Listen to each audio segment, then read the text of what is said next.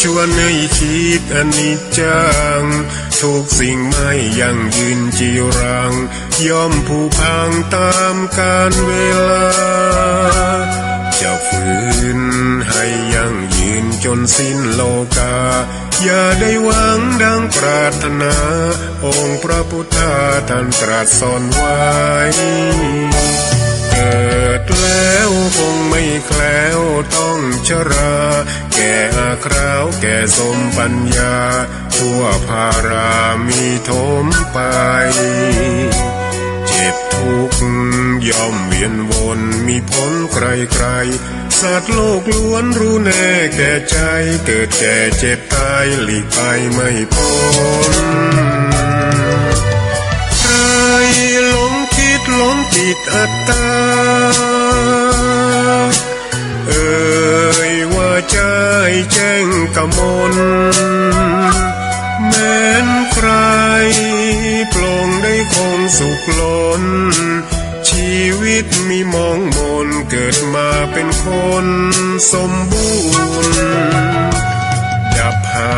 ยเพียงร่างกายไว้ชีวาแต่กุศลผลกรรมทำมาย่อมแปลงค่ากลายเป็นทุนส่งผลให้ทุกคนเวียนวนไม่สูญ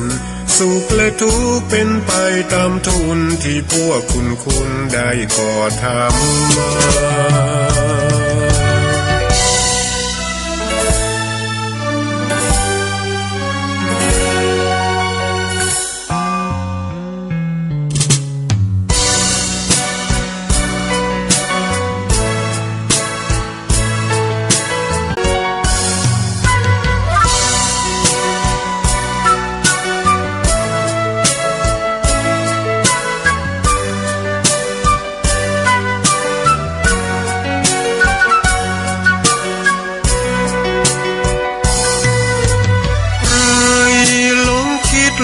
ติดอัตตาว่าใจแจ้งกมลแม้นใครปลงได้คงสุขล้นชีวิตมีมองมนเกิดมาเป็นคนสมบูรณ์ดับหายเพียงร่างกายไว้ชีวาแต่กุศลผลกรรมทำมาย่อมแปลงค่ากลายเป็นทุนส่งผลให้ทุกคนเวียนวนไม่สูญสุขและทุกข์เป็นไปตามทุนที่พวกคุณได้ก่อทำมา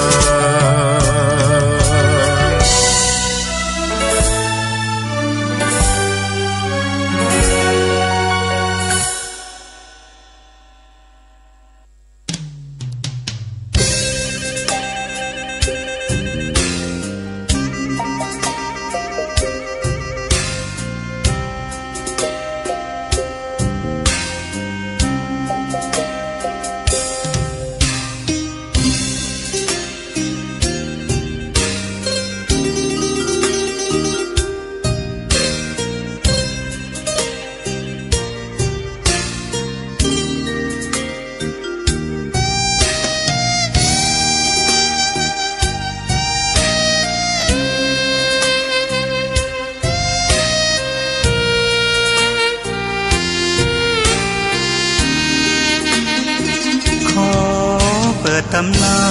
น1,300 กว่าปีแม่จามเทวีสร้างพระเจดีย์ที่วัดดอยน้อยพร้อมเจดีย์โค้งอีกองค์เคียงคู่อยู่ดอยสลับก้อนหินใหญ่น้อยร้อยเรียงหน้าอัศจรรย์พระธาตุสีทองแงนมองฝูงพึ่งทำรังช่างมีมนต์ขลังพลังศักดิ์สิทธิ์บนนั้นกล่าวคำไหว้สากราบสักการะคนลุกคนชันสัมผัสถึงสายสัมพันธ์ค งเป็นลูกหลานเคยร่วมสร้างบุญวัดดอยน้อยอยู่กลางยอดดอยโรยต่ออำเภอดอยเหล่าเขตติดต่อป่าสางลำพูนเดินทางปลอดภัยจากเชียงใหม่หรือสายลำพูนยินดีต้อนรับนักบุญมาร่วมสร้างทานบารมีตีสามตีสี่เปิดสถานีฟังตุลุงยองนักเทศเสียงทองชื่อเสียงดังก้องทั่วฟ้าธานีตัวจริงเสียงจริงวัดดอยน้อยแม่จามเทวีต้อนรับญาติโยมที่มีจิตศรัทธามาร่วมสร้างบุญ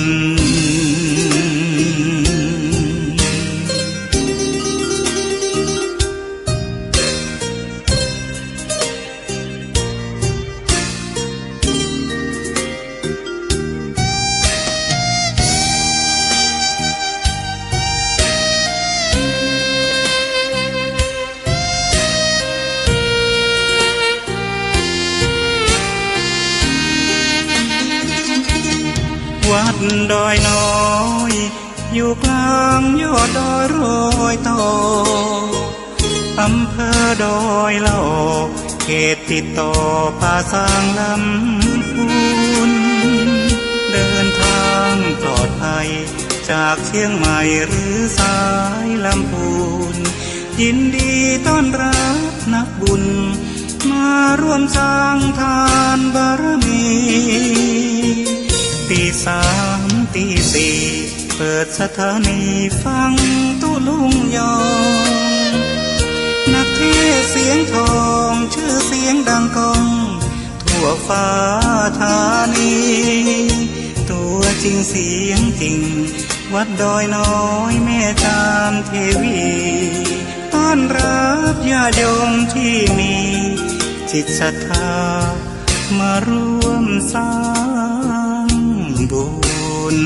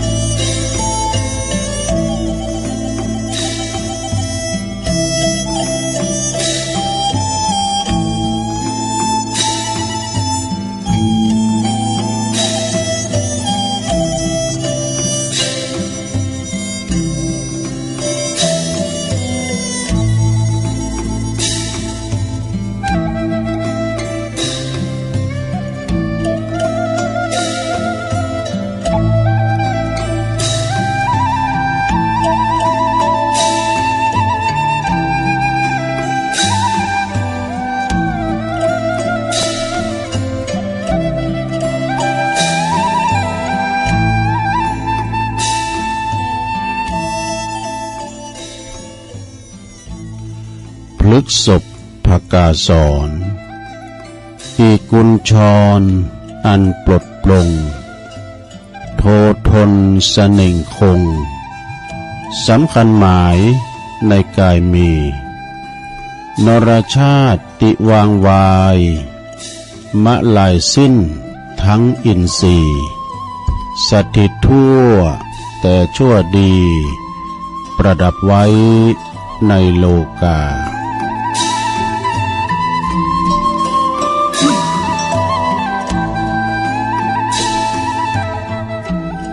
ตื่นเจ้าขึ้นมาเยี่ยมแย้มแจ่มใสทุกโศกโรคภัยหายไปหมดสิ้นก็ขอความนอบน้อมแด่พระรัตนตรัยอันมีพระพุทธพระธรรมพระสงฆ์เป็นสรณะที่พึ่งขอกราบแนบไต่ไหวสาถวายความเคารพมายังครูบาอาจารย์พ ระมหาเถลานุเถระตันเจ้าคณะพระสังฆาธิการพระภิกษุสามเณรเจ้าจุโตจุองค์กุวัดวาอารามพลอมตึงสำนักที่ผักทรงโตยเนอะเจริญปอนมายังบรรดาประออกไม่ออกศรัทธาตันสาธุชนนักศีลนักบุญคนดีหมู่เฮาเจ้าขาดตั้งหลายตีได้เปิดวิทยุเปิดเครื่องหับฟังกันอยู่ตั้งบ้านตั้งจองในโอกาสตอนเจ้าวันนี้เนาะปอหลงแม่หลงปอลุงแม่ป่าตั้งปีป่าหน้าเอาศรัทธาตีนจ้องห้องวัดเฒ่าแก่หนุ่มกำใจยิงต่างหลายแต่ตื่นเมื่อแต่ก็งมซามหาเครื่องหับวิทยุให้มาเปิดฟังรายการสัพเพเหระปกิณกะขอนลุงไก่แจ้งรายการเสียงธรรมแสงทองซึ่งก็รับผิดชอบดำเนินรายการโดยตนตัวแห่งอาตมาภาพเก่ากระผมตุลุงนันชัยวัฒนาคเสโนแห่งวัดประทาดอยน้อยตำบลดอยหลออำเภอดอยหลอจังหวัดเชียงใหม่มาพบมาปะกันในยามค่ำคืนดึกดื่นในขณะที่เปิ้นทั้งหลายนี่เปิ้นรับเปิ้นนอนอยู่ในห้วงแห่งความนิทราอาหารตาพักผ่อนสายตากันแต่ในขณะเดียวกันบางคนนี่ตื่นขึ้นมาแล้วก็นอนบัลลับกระสายกระซับก็มาหมุนคืนมาฟังรายการตุลุงเริ่มสัพเพเหระเนาะเป็นกูเป็นกิ้มนางนางจากัปออกศรัทธาเป็นขวัญใจของคุณเฒ่าที่นอนบัลลับบันนอนเนาะกองหากำมันแจงก็ฟังแก่งอมแก่เงากันไป ก่อนอื่นที่จะได้เไปตั้งสถานีวิทยุคืนบุญต่างๆที่เป็นมีบุญต่อโสตประสาทหูเฮาฟังกันถึงจ้องถึงบ้านลิงสัญญาณไปตุลุงก็จะนำไหวพระเป็นเบิ่งต้นกันเน้อเปิดความเป็นสิริเป็นมังกรละเป็นมงคลกับตนกับโตกับขอบกับโคลูกหลานตันเต่าเฮาเนาะได้อยู่ดีเมสุขขจัดปัดเป่าโพยภัยพยานอันตรายทั้งปวงไอ้ให้ไอ้ขาดนี้ไกลแสนโยชน์แสนว่านำปาสิ่งที่เป็นมังกรละเป็นมงคลเข้าคุ้มเข้าโหหอเฮือนเฮาเป็นขอบโคที่อบอุ่นกันเนาะพร้อมแล้วก็กราบหนึ่งกราบสองกราบสามอิมินาสกาเลนะพุทธังอภิปูชยามะอิมินาสกาเลนะธัมมังอภิปูชยามะอิมินาสกาเลนะสังฆังอภิปูชยามะอะระหังสัมมาสัมพุทโธภควาพุทธังภควันตังอภิวาเทเมสวากขาโตภควตาธัมโมธัมมังนัมมัสสามิโอสังฆังนะมามินะโมตัสสะภะคะวะโตอะระหะโตสัมมาสัมพุทธัสสะนะโมตัสสะภะคะวะโตอะระหะโตสัมมาสัมพุทธัสสะนะโมตัสสะภะคะวะโตอะระหะโตสัมมาสัมพุทธัสสะอิติปิโสภะคะวะอะระหังสัมมาสัมพุทโธ วิจาจาลานะสัมปันโนสุกะโตโลกะวิโต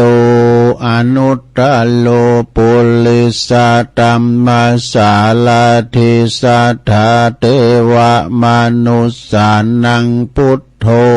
ภควติสวากขาโตภะคะวะตาธัมโมสันติทิโก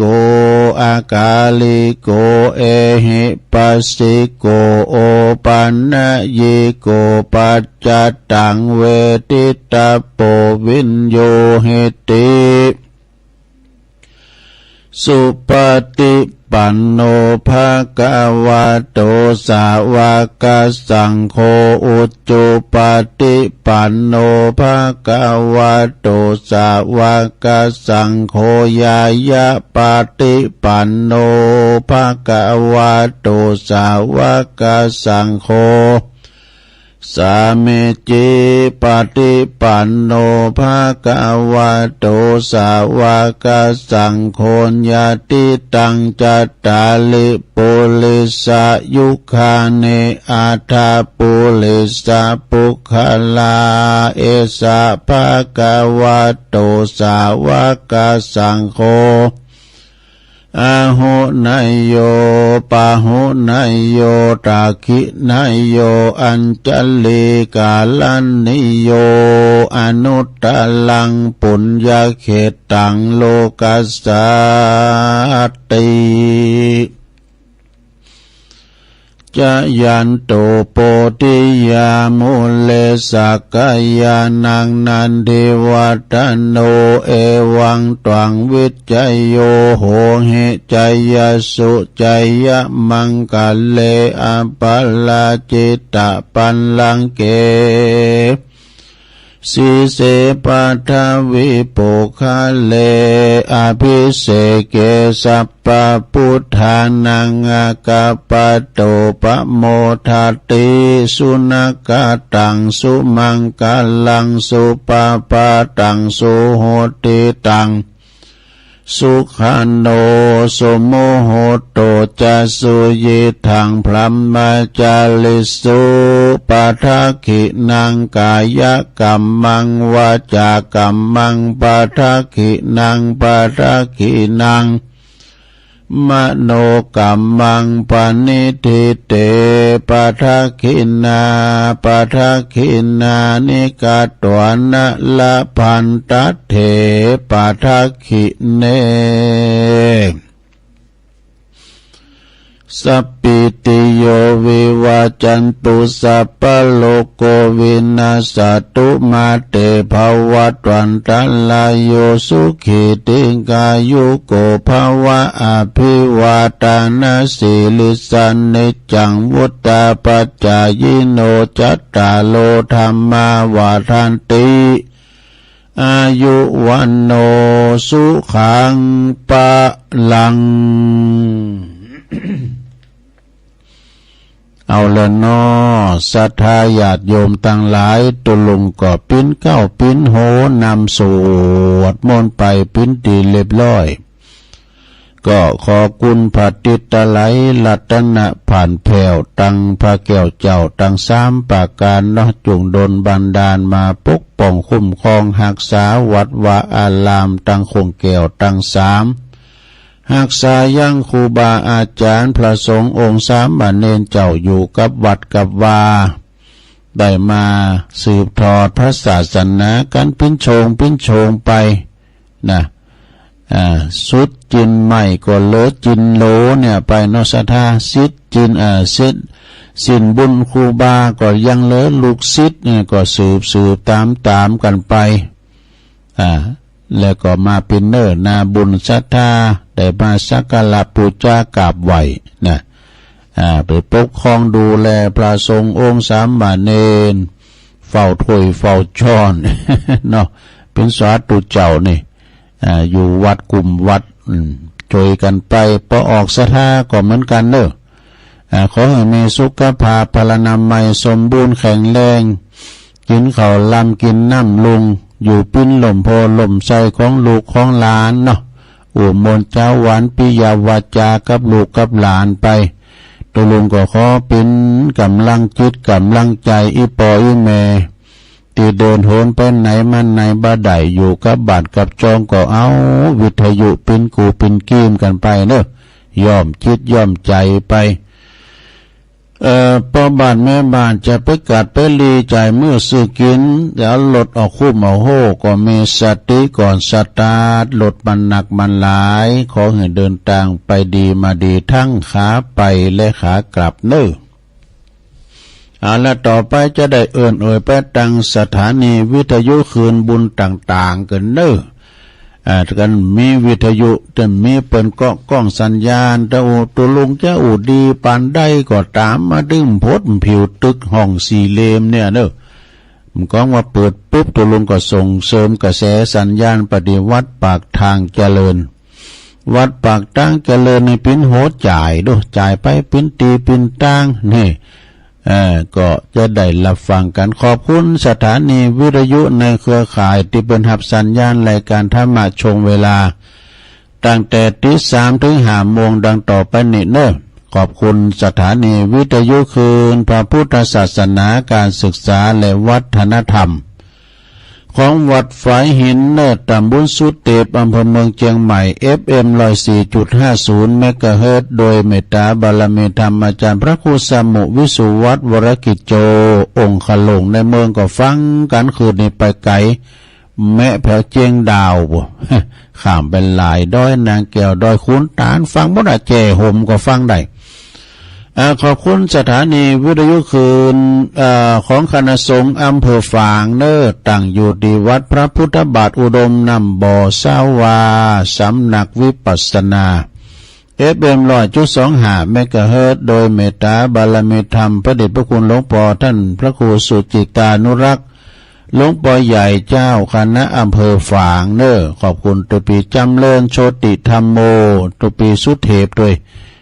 ลิงสัญญาณไปปีดองฟังไม่อายใส่ประกันก็ฟังกันหลวงหลาย ขอบคุณสถานีวิทยุแดนดินถิ่นล้านนาตั้งอยู่ในบ้านโฮงโงตำบลนำบ่อหลงอำเภอสันป่าตองเนอ FM 103.50 เมกะเฮิรตซ์โดยคุณรุจิสมบัติเงาคำคืนนี้ก็ดังไปไกลเหมือนกันเนอะขอบคุณสถานีวิทยุคลื่นธรรมะของชุมชนวัดห้วยตองซักตำบลขงเปาจอมตอง FM 98.75 เมกะเฮิรตซ์โดยเมตตาบารมีธรรมอาจารย์พระครูวาปีวรมานิชนะอันนี้ก็โซนไต่ซ้ายไต่ก็ฟังกันไปขอบคุณสถานีวิทยุมนเสียงธรรมจากอำเภอแม่แจ่มจังหวัดเชียงใหม่วัดบุพาราม FM 106.25 เมกะเฮิรตซ์โดยเมตตาบารมีธรรมอาจารย์พระครูมงคลวิสิทธิ์หลวงพ่อใหญ่เฮาเนื้อเจ้าคณะอำเภอแม่แจ่มขอบคุณท่านพระประหลัดอุทัยถึง2อุทัยตัวเนอ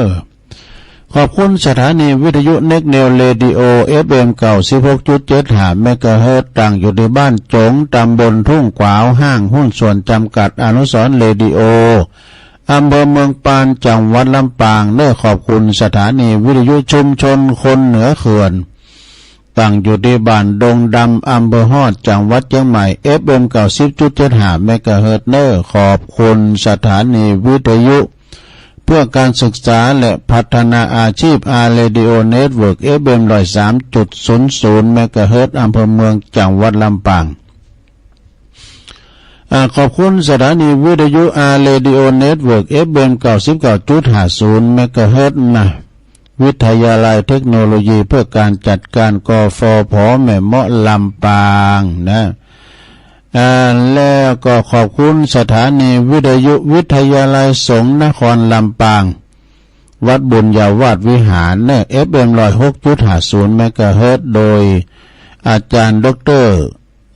จิรศักดิ์ปันลำผู้อำนวยการเนาะแล้วก็ขอบคุณอาจารย์แอมตัวเนอะก็กล้องสัญญาณไปพี่น้องเมืองปางเมืองลำปางก็ฟังกันขอบคุณ สีคำเรดิโออยู่บ้านนาเหลืองนอกอำเภอเวียงสาจังหวัดน่าน FM 92.50 เมกะเฮิรตซ์เนอะน่านฟ้าเรดิโอ FM 100.25 เมกะเฮิรตซ์คุณลุงนิรันดร์ปันดอนตองนี่ อันนี้ก็เป็นชื่อของสถานีคืนบุญต่างๆนี่เราเนี่ยแต่ละคืนนี่มันไปไกลเนี่ยหลาย10 กิโลนะเราเนี่ยมันไปไกลคืนแต่ละคืนก็ฟังกันไปถ้าเฮาฟังกะซับพอกะหวยตองซักก็มันก็ตอมตึกนะอาจารย์พระครูอภิวัฒนวิกรมเพิ่นบอกว่าเสริมสัญญาณไปหลายตีเนี่ยมันจะดังไปไกล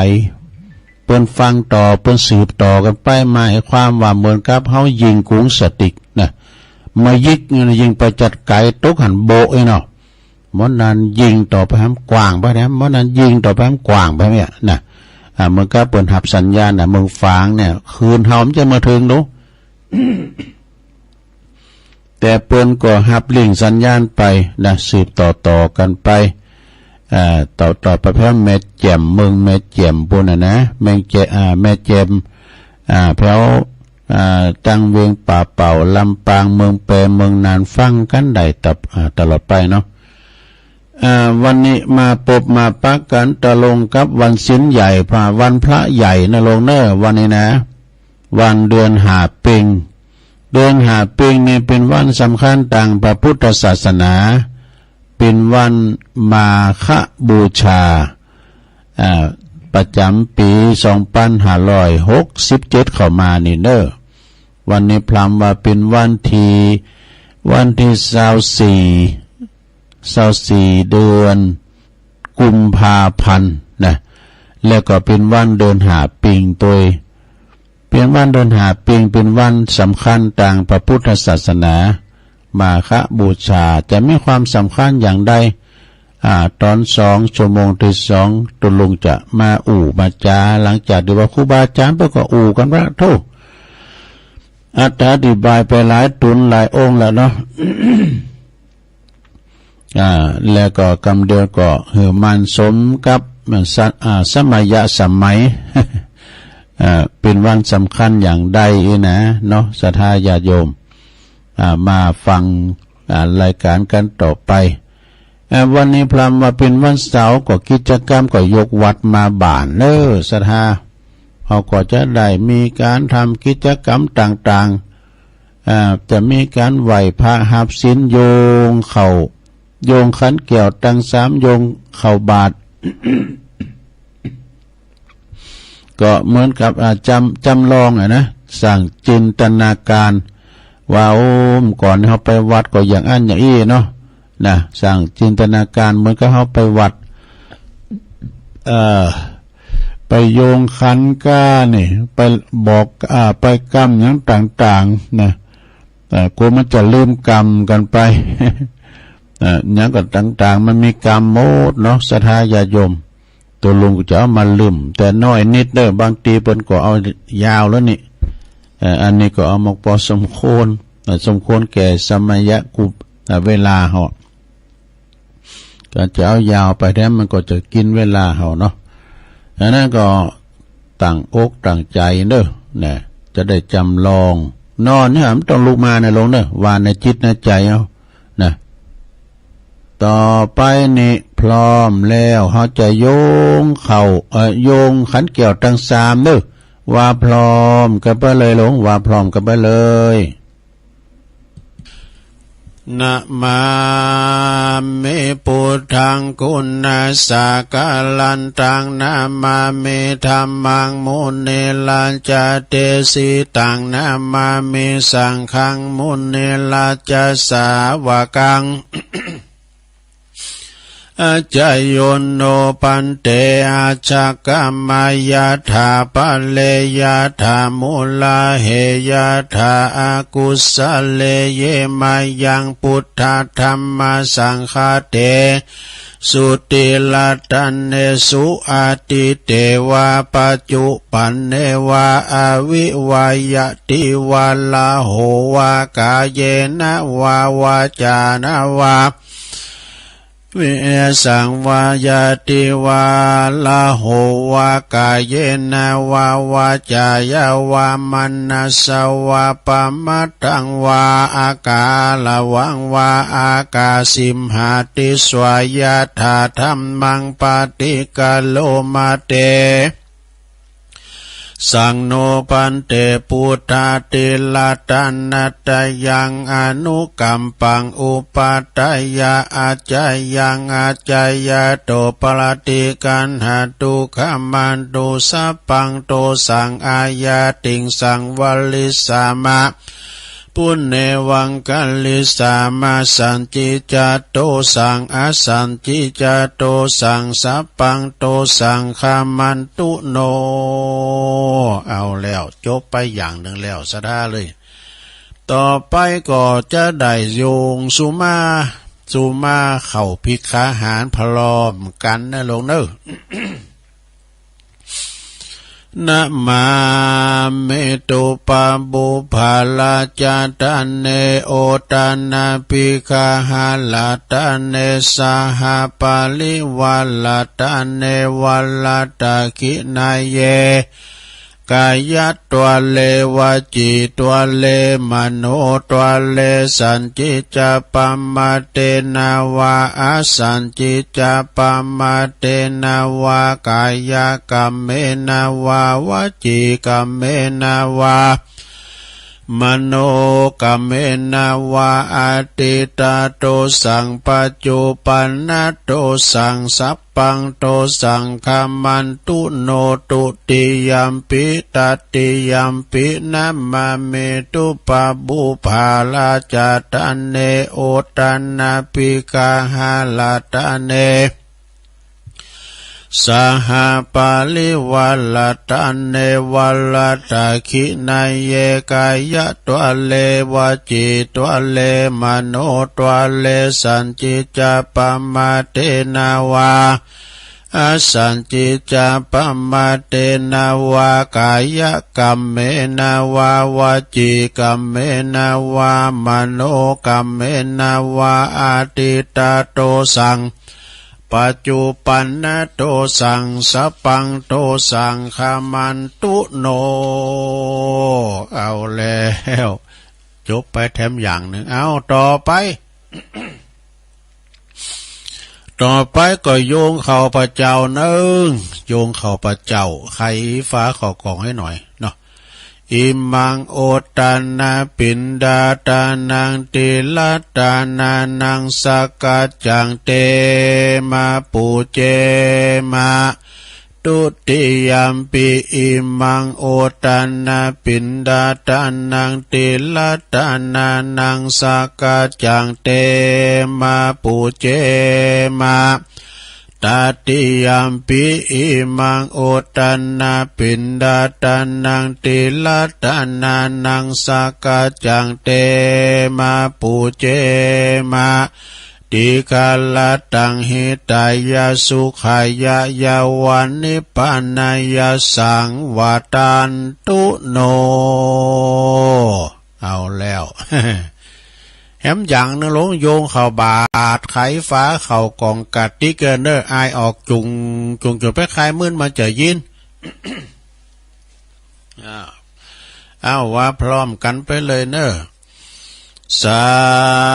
ธุโอกาสะโอตันนาปินดิปาตังตานังนิปปานาปัจจโยโหนตุโนนิจังโอตันนาปินดิปาตังตานังนิปปานาปัจจโยโหนตุโนนิจังโอตันนาปินดิปาตังตานังนิปปานาปัจจโยโหนตุโนนิจังเอาแล้วศรัทธากรรมยังต่างๆก็แล้วไปแล้วเฮาเป็นการโทษกรรมตัวเนาะศรัทธาเนาะบางคนนี่ปล่อยแม่มได้ไปวันมาแต่หึงอ่ะก็เลยจัวเนี่ยเนาะศรัทธาเด้อจัวเนี่ยมันง่ายดีเนาะตัวโกมันลืมเนี่ยโทนความจำกันไปในตัวหลังจากนั้นนะก็ลุกไปไหนปู่จานโอ้ก็ไปต่างแถวกับปู่น่ะที่โฮงโลงคูบาปู่เด้อปอจายเตว่าบุตรอยู่แถวหน้าแม่ยิงเตว่าได้อยู่แถวหลังเด้อก็ย้ายกันไปถ้าคณะที่ใส่บาตรเฮาก็ไผซุบแคบก็ถอดเกือไปเด้อนะเปิดการเข้าหลบต่อครูบาอาจารย์ที่เดินด้วยเท้าเปล่าเนาะตอนนี้ก็ศรัทธาเอาสวยไปนิมนต์นันตุลุงทาเข้ามาหรอเปล่าอยู่บุญโฮงบ่น่ะนะ ปุลามไปขายโยมมเกี่ยวมคำมามจูอยู่ที่ไหนกันเนี่ยเอาสภาชนะเขารุ่นบาทกะละมังทางเป้มากะสู้เขาจะไปงุ่มโกดไล่โกดลาวโกดลาอยู่ฮะน่ะเจ้ยเจ้ยนะตุลุงทาเดินแล้วนะก่อนที่เฮาจะได้ใส่บาตรเนี่ยก็เจาะใส่เก่าใส่โหว่าเป็นกำไทยหน่อยโลเนอร์ข้าวของข้าพระเจ้าขาวดังดอกบัวยกขึ้นเหนือหัวถวายแด่พระสงฆ์จิตใจจำนงตรงต่อพระนิพพานขอให้ถึงเมืองแก้วขอให้แคล้วบ่วงมารขอให้ทันพระศาสนาของพระศรีอานในอนาคตการโน้นเทิน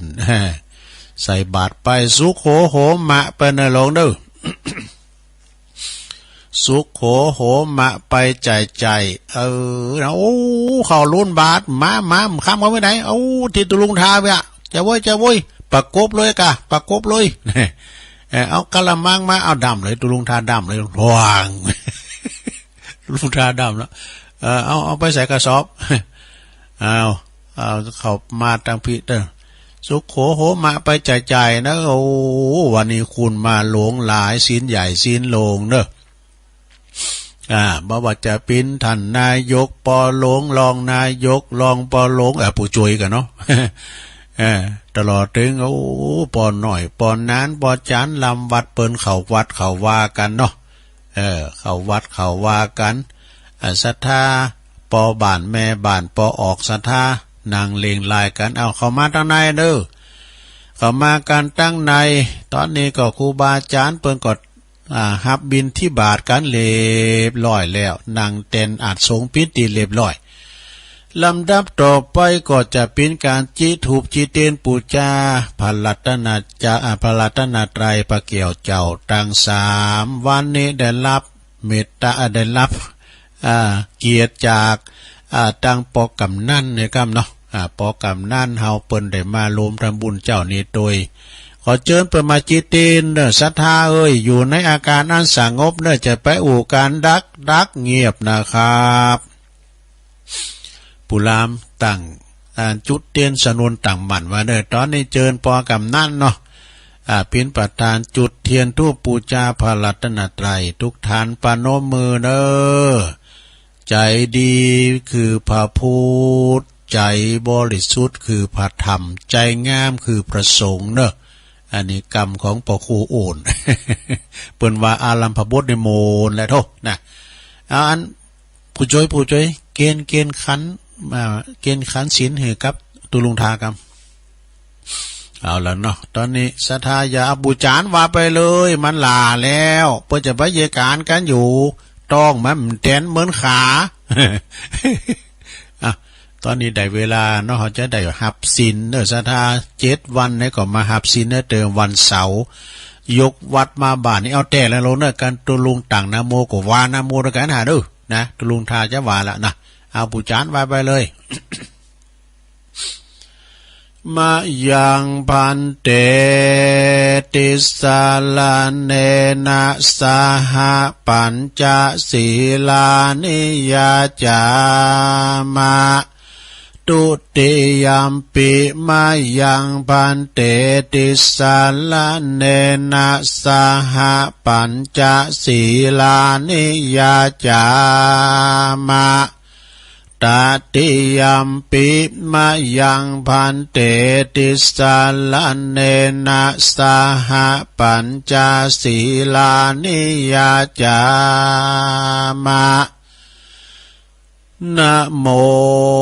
ตัสสะภะคะวะโตอะระหะโตสัมมาสัมพุทธัสสะนะโมตัสสะภะคะวะโตอะระหะโตสัมมาสัมพุทธัสสะนะโมตัสสะภะคะวะโตอะระหะโตสัมมาสัมพุทธัสสะพุทธังสรณังคัจฉามิ ธัมมังสรณังกัจฉามิสังฆังสรณังกัจฉามิตุติยัมปิพุทธังสรณังกัจฉามิตุติยัมปิธัมมังสรณังกัจฉามิตุติยัมปิสังฆังสรณังกัจฉามิตติยัมปิพุทธังสรณังกัจฉามิตติยัมปิธัมมังสรณังกัจฉามิตติยัมปิสังฆังสรณังกัจฉามิติสรณคัมมานังนิทิตังปานาติปาตาเวละมณีสิกขาปะทังสมาธิยามิอตินนาตานาเวละมณีสิกขาปะทังสมาธิยามิกามเมสุมิจฉาจาลาเวละมณีสิกขาปะทังสมาธิยามิมุสาวาทาเวละมณีสิกขาปะทังสมาธิยามิสุราเมรยะมัชฌะปมาตฐานาเวละมณีสิกขาปะทังสมาธิยามิอิมานิปัญจสิกขาปทานิสีเลนะสุขติงยันติสีเลนะโภคสัมปตาสีเลนะนิพุตติงยันติตัสสมาสีลังวิโสทะเยสาธุสาธุสาธุเอาหับศีลหาไปปิดติเรียบร้อยเนอะพอออกไม่ออกศรัทธาพอหลงไม่หลงหักษาไว้ดีๆเนอะไปเสมันหายนะหายไปขอสองขอมพี่ยังเสาหน้าตุลุงก็มาปั้นแถมมาต่อศีลกันแถมเรียกกันนะศรัทธาญาติโยมทั้งหลายศีลเป็นอาภรณ์เนอะที่งามงดงามแต่ศีลห้าศีลแปดศีล10ศีล227ประดับกายประดับโตประดับตนไผมีศีลประจำใจจะมีใบหน้าอีเบิ่มงามเขาผ่องผิวพรรณวรรณก็จะสดใสวัยะเนอะบ่ได้ปินตุกสังตอนนี้ไปตุลุงก็จะได้สวดพญานกยุงทองกันเนอเป็นคาถาเขี่ยวขาดปลอดภัยนะพญานกยุงทองนี่ก่อนที่จะออกจากถ้ำจากที่อยู่ในเปิดจัดตองคาถาบทนี่เนี่ยไปที่ไหนก็ตามเขี่ยวขาดบ่อ่านปลอดภัยบ่ติดบ่วงแห้วของในผ่านสักตือแน่นะฉะนั้นก็เวลาศรัทธาไปที่ไหนตั้งใดก็ดีเนาะขอเดินทางเขี่ยวขาดปลอดภัยเนอะตุลุงจะสวดคนเดียวกันเนอะอุเตอาปีเนาะ อุเตตายัญจคุมาเอกาลาชาหาลิสาวันโนปัทวิปาภาโสตังตังนามัสสามิหาลิสาวันนังปัทวิปาภาสังตายาสกุตาวิหาเลมุติวสังเยพรหมานาเวตากุสัปปะตะเมเตเมนะโมเตจามังปะลายันตุนามาตุพุทธานังนามาตุโพธิยานะโมวิมุตตานังนะโมวิมุตติยาอิมังโสปาลิตังกัตวะโมโลจัลลติเอสนา อเป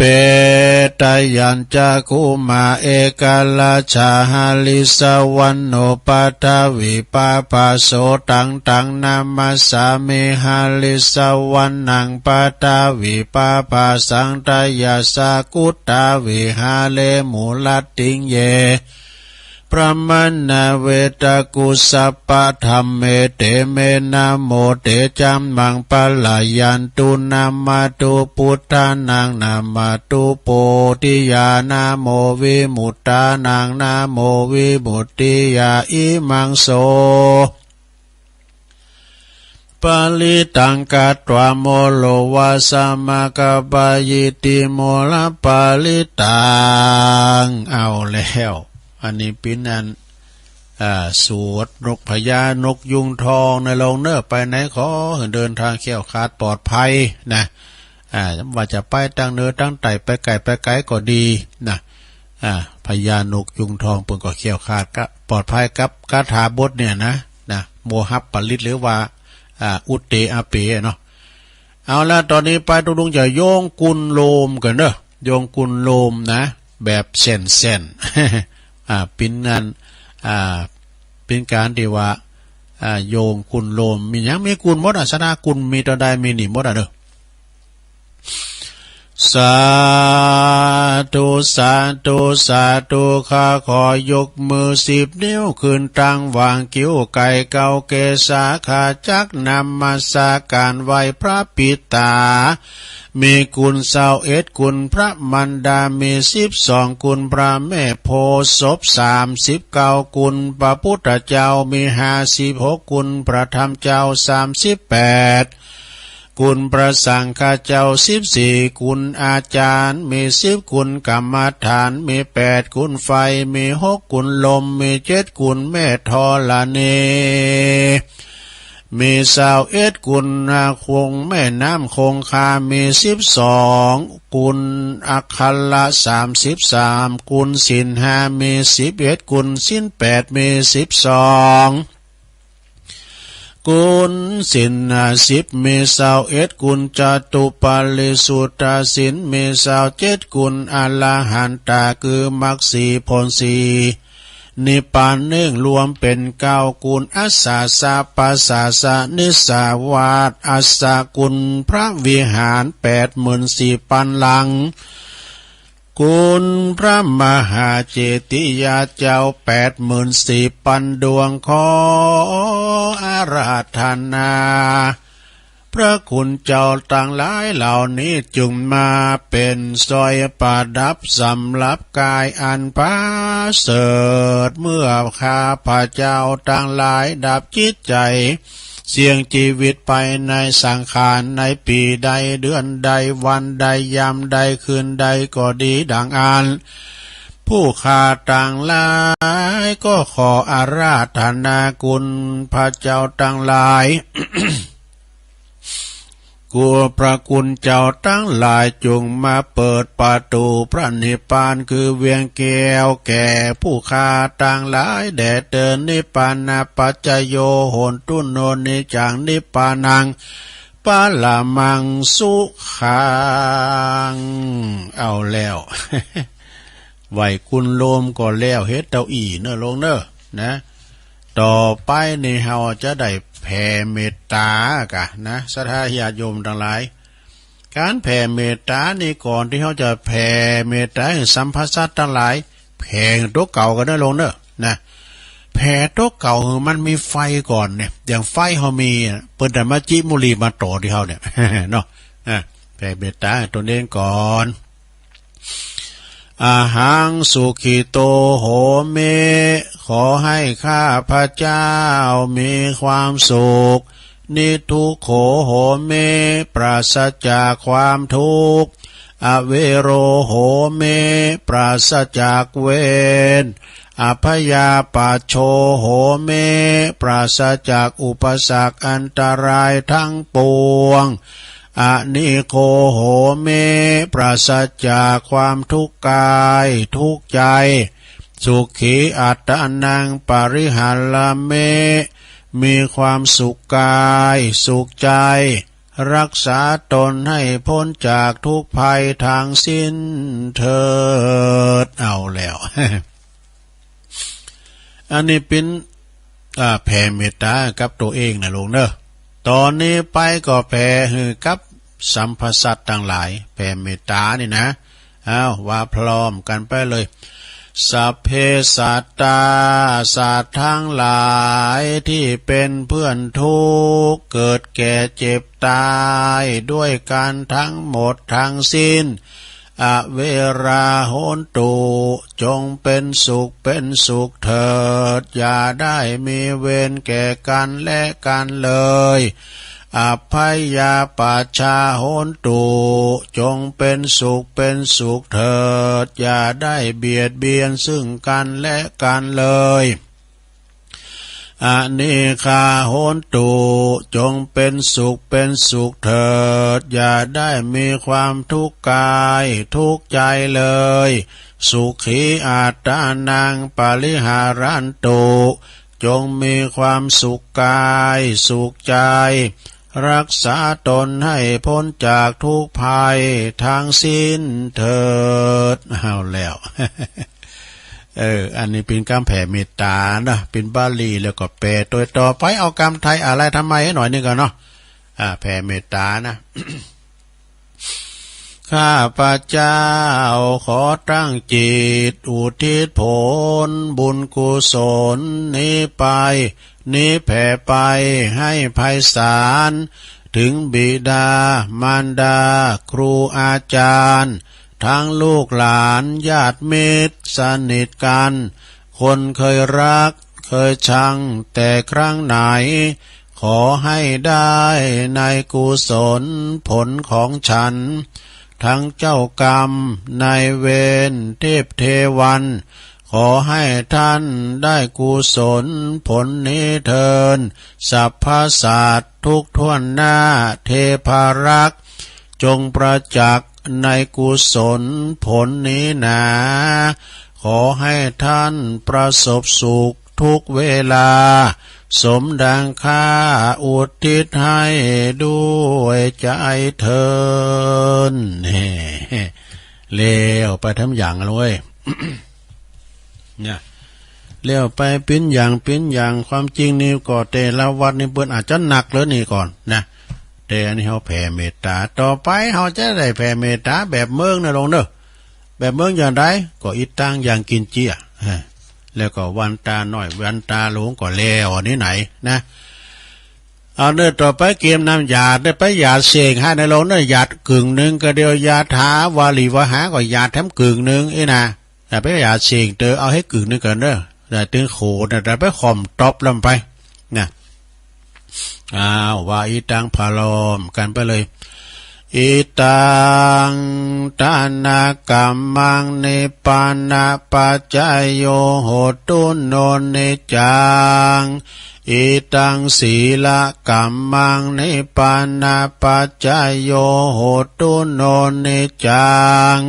อิตังภาวนากัมมังนิปปานาปัจจายโยโหตุโนนิจังยังกินเจกุสาลังกัตตาปังกัมมังสัพเพหิกาเตหิกาตังปุญญังโนอนุโมตันตุสุนันตุพนโตเยเตวะอัสสามิงทาเนอาติกาตาติกาโยกาสัตตาหนตุสัพพสัตตาสุขิอัตตานังปาลิหาลันตุมาตาปิตาสุขิตาหนตุทุกขาปัมมุญจันตุสัพเพยติกาสุขิตาหนตุทุกขาปัมมุญจันตุสัพเพอัญญาติกาสุขิตาหนตุทุกขาปัมมุญจันตุ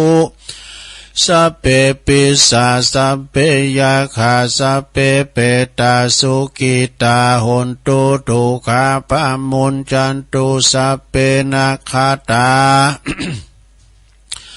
สุขิตาโหนตุทุกขาปะมุญจันตุสัพเพเทวาสุขิตาโหนตุทุกขาปะมุญจันตุสัพเพอาจาลิยุปัจจยาสุขิตาโหนตุทุกขาปะมุญจันตุสัพพสัมปติโยสามิจันตุโวเอาแล้วต่อไปเขาก็จะได้วันตาหลงพระประธานเนอะถึงมดถึงไม่สาลีมหาโพธิงมดเนอะ วันตาเมพุทธังสัพพังเมโตสังฆัมมัทธัมเมปันเตวันตาเมธัมมังสัพพังเมโตสังฆัมมัทธัมเมปันเตวันตาเมสังฆังสัพพังเมโตสังฆัมมัทธัมเมปันเต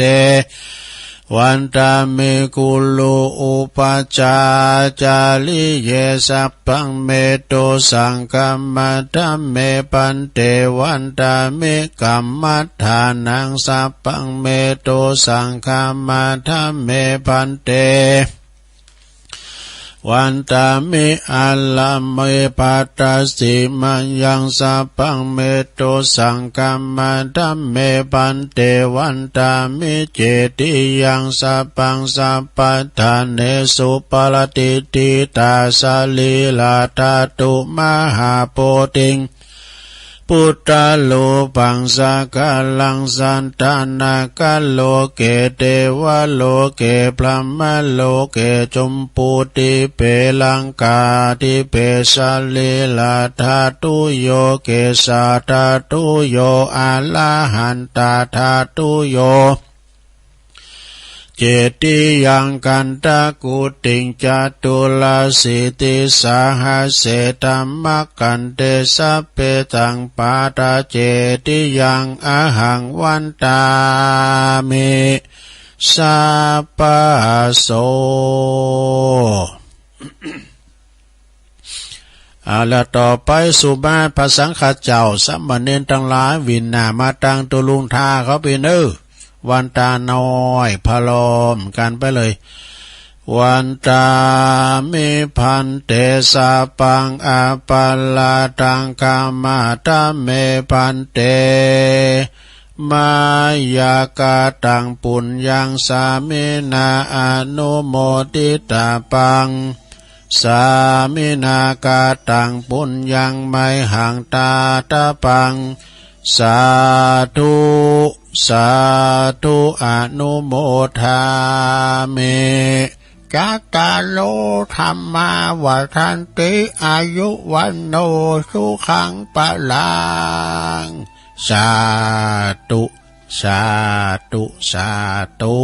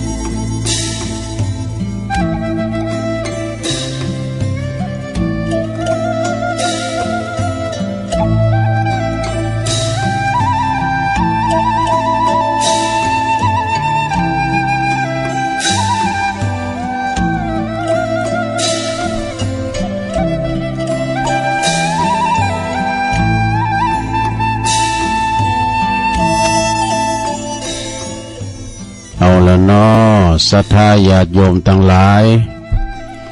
ตุลุงก็พักเบรกเนาะ1 ชั่วโมงผ่านไปลุกมาจิบน้ำจุ่มคอมีแหงอูดต่อไปแถมชั่วโมงสุดท้าย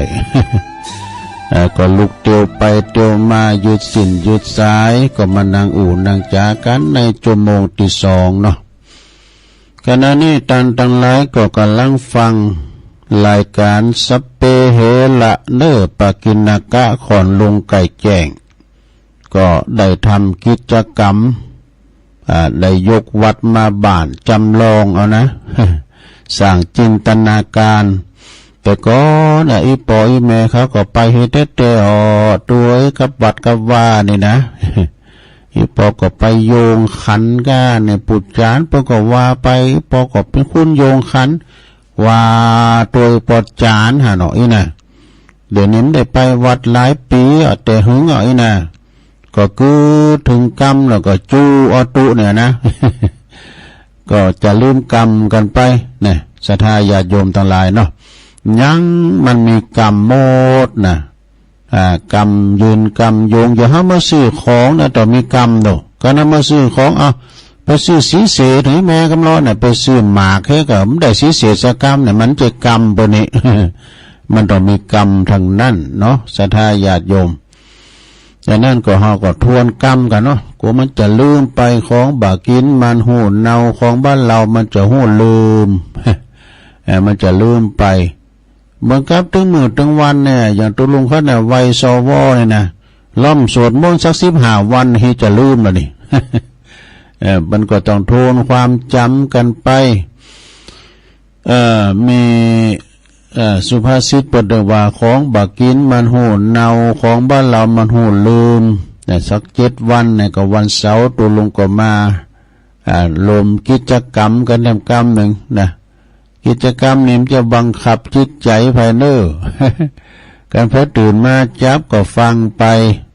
วามว่าก่อนพิยังตุลุงก็มาทำหน้าที่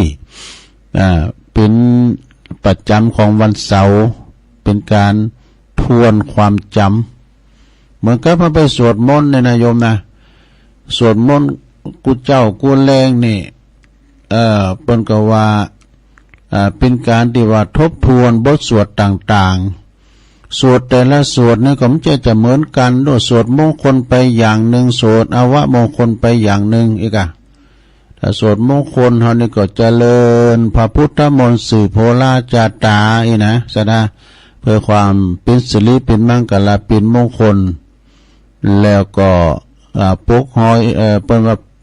คืนเฮินนอกคืนเฮินใหม่นะเปิ้นก็เจริญพระพุทธมนต์แต่หากว่างานอาวมงคล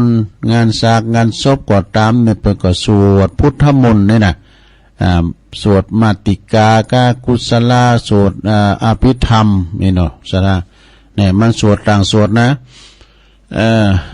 สวดต่างสวดเนอะความหมายก็คงจะไปเป็นความบัประมาทเนาะอนิจจังทุกขังอนัตตาความหมั่นเตียงของชีวิตเฮาเรียกบทสวดแต่ละบทธรรมก็เหมือนกันแหละทำปฏิทำงานศพเอาทำเพิ่นใหม่ปฏิมันก็จะบ่ปึ้งก้า ไปคืนเพิ่นใหม่แล้วเอาทำอะไรโผดเอาทำตาอาตานหพิษตายไปมาก็ปึ้งเนาะสถาทำปฏิเทินใหม่ก็ทำใจยาสังกะหะกาทำสาลากาลิวิจสูตรกาทำสืบชะตาเนาะใจยะตังเจตกานะเป็นธรรมมงคลทำเคหาพิเศษก็นะสถาก็เป็นไปตามนั้นเนาะสถา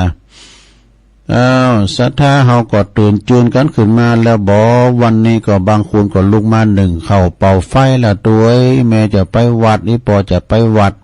วันนี้มันเป็นวันพระใหญ่หรือว่าวันศีลใหญ่ศีลโลง เป็นวันเดินหาปิงสมัยแต่ก่อนนิยมเปิ้นคนเฒ่านึงจำได้เปิ้นบอกว่าหาปิงนี่ฮ้อนก็จะมาวันนั้นเนาะอีดอกหนาวก็จะไปวันนั้นเนาะ แต่เดี๋ยวมันเป็นอย่างอันไปแล้วน้องลงเนาะจำเจ้าในสีหนาวนะอดต้มกลางวันใน30 กว่าองศาเกินเนอะนะมันฮ้อนปิ้นเปียววุดๆเหมือนกันเนอะแล้วก็อันนี้ยังเดินกุมผ้านะโตกันว่าเมนาเมษาก็เพิ่มความฮ้อนเปิ้นห้ามเผานะลงเนอะเปิ้นห้ามเผาโขเผาเหล่าวันนั้นก่อนเนินเขาก็กวาดรอบวัดเนาะกวาดรอบวัดก็ตุลุงก็ว่าห้ามเผาเนอะนะการเผาเนี่ยมันควันมันออกปนจับภาพทางอากาศปนค ความห่อนขึ้นได้นะกระเดียวเป็นจับความห่อนมันไปปรากฏติปุ่นติคุ้มมันปุ่นนะจะได้ลดตำโนดมาแล้วปฏิเสธมาได้เนอะเขาเผาแต่นี่ ก็ไปขวางพุ่นนี่นะก็ไปขวางนอกพุ่นเพราะว่ามันเป็นมลภาวะมันเดินแนวพอไปทางใดก็มันไข่พดไข่ผิวนะลงได้มันเป็นหมอกควันกันพุ่นนะเป็นหมอกควันกับหมูเนาะฉะนั้นวันนี้ก็บางพร้อมก็ลุกหนึ่งเข่าเป่าไฟแล้วก็ทำหุงหาอาหารทำสำหรับครับเขาจะไปวัดไปว่าวันนี้เดินหาปิงเป็นวันมาฆบูชานี่วันมาฆบูชานี่มีความสำคัญอย่างใดเนี่ยเปิ้นก็บอกว่ามาฆบูชาหรือว่ามาฆบูชาเนี่ยเป็นวันเป็นวันนักขัตฤกษ์สำคัญเหมือนกันนะสถาตังรัฐบาลเนี่ยมันก็สำเร็จไปก็ยุดราชการไปเลยก็มีเป็นวันที่เจ้าพุทธเฮาเจ้าขาทั้งหลายนี่มาน้อมรำลึกนึกถึงคุณของพระพุทธเจ้าวันนี้ถือว่าเป็นวันประกาศหัวใจของพระศาสนาเนอะวันมาฆบูชานี่เป็นวันสำคัญแห่งวันหนึ่งต่างพระพุทธศาสนากำว่ามาฆบูชานี่มาจากอันยังก็มาจากมาฆปุณณมีบูชานะคำว่ามาฆนี่ก็มาจากดาวฤกษ์กลุ่มหนึ่งวะนะเพราะว่าดาวฤกษ์กลุ่มหนึ่งแล้วก็หมายถึงการปูชาเดินหาปิ่งแน่ปูชาเดินปิ่งนี่เนาะ หรือ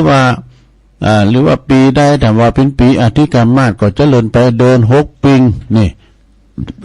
จะเป็นเดิน6ปิงไปเลินไปทำเดินอย่างนี้นะเนาะเป็นเดินติมพระจันทร์เสวยมาฆฤกษ์นี่สถาแล้วเปิ้นก็ว่าวันมาฆบูชาเกี่ยวกับเรื่องในอดีตการเมื่อนานแล้วเมื่อว่าพระพุทธเจ้าของเฮาประทับอยู่ที่เวรุวันนารามก็มีพระสงฆ์จำนวน1,250 รูปด้วยเข้ามาเฝ้าพระพุทธเจ้าโดยที่บ่มีพุทธฎีกาก็คือมีใบนิมนต์นะมากันโดยบ่ได้นัดหมายพิสมัยบ่เดียวก็จะส่งเฟซส่งไลน์กันนี่ไปเน้อเนาะ ปากันที่หันที่นี่นะสมัยแต่ก่อนนี่เปิ้นก็ฮู้โดยวิธีจิตเนาะพระสงฆ์เหล่านั้นนี่ได้อุปสมบทได้บวชก็คือพระพุทธเจ้าของเฮานี่นะบวชทั้งนั้นเลยนะบวชโดยเอหิภิกขุอุปสัมปทาเนี่ยนอกจากนั้นแล้วพระสงฆ์ตึงมนล้วนแล้วแต่เป็นพระอรหันตาเป็นพระอรหันตาทั้งนั้นเป็นวันจตุรงคสันนิบาตหรือว่าวันมาฆบูชาวันมาฆบูชาถือกันว่าเป็นวันที่สิ่งมหัศจรรย์เกิดขึ้น4อย่างโดยการจตุรงคสันนิบาตนี่นะจตุก็คือแปลว่า4วะมันแปลกอย่างพระล่ำตุก่อนหนึ่งพระสงฆ์ทั้งหลายนี่เขามาเฝ้าพระพุทธเจ้าโดยบ่ได้นัดหมายกัน2พระสงฆ์เหล่านั้นล้วนแล้วแต่เป็นพระอรหันตาทั้งหมดทั้งสิ้นนี่3วันนั้นนี่เป็นวันเดินมาฆะก็คือเดินหานะเดินหาปิงก็คือเดินเสวยมาฆฤกษ์แล้วก็4เป็นวันที่พระพุทธเจ้าแสดงโอวาทปาติโมกข์อันเป็นหัวใจของพระพุทธศาสนาความว่าการบ่ทำความชั่วทั้งปวงตึงมดตึงสิ่งนะยังกุศลให้เกิดขึ้นให้ถึงพร้อมทำจิตใจให้มดจดผ่องแผ้วผ่องใสอันนี้แหละคือศรัทธาเป็นหัวใจของพระพุทธศาสนาคือละชั่วทำดีทำจิตใจให้บริสุทธิ์หมดจดผ่องใสนี่วันนี้นะศรัทธาเป็นวันมาฆบูชาไปวัดกันเนอะลงเนอะปีไหนมีตัวเดียวนะวันมาฆนี่นะ วันมาฆบูชาก็คือวันเนี้ยเนี่ยประจบเหมาะวันนี้ละเนอศรัทธาเฮาก็ไปวัดไปวากัน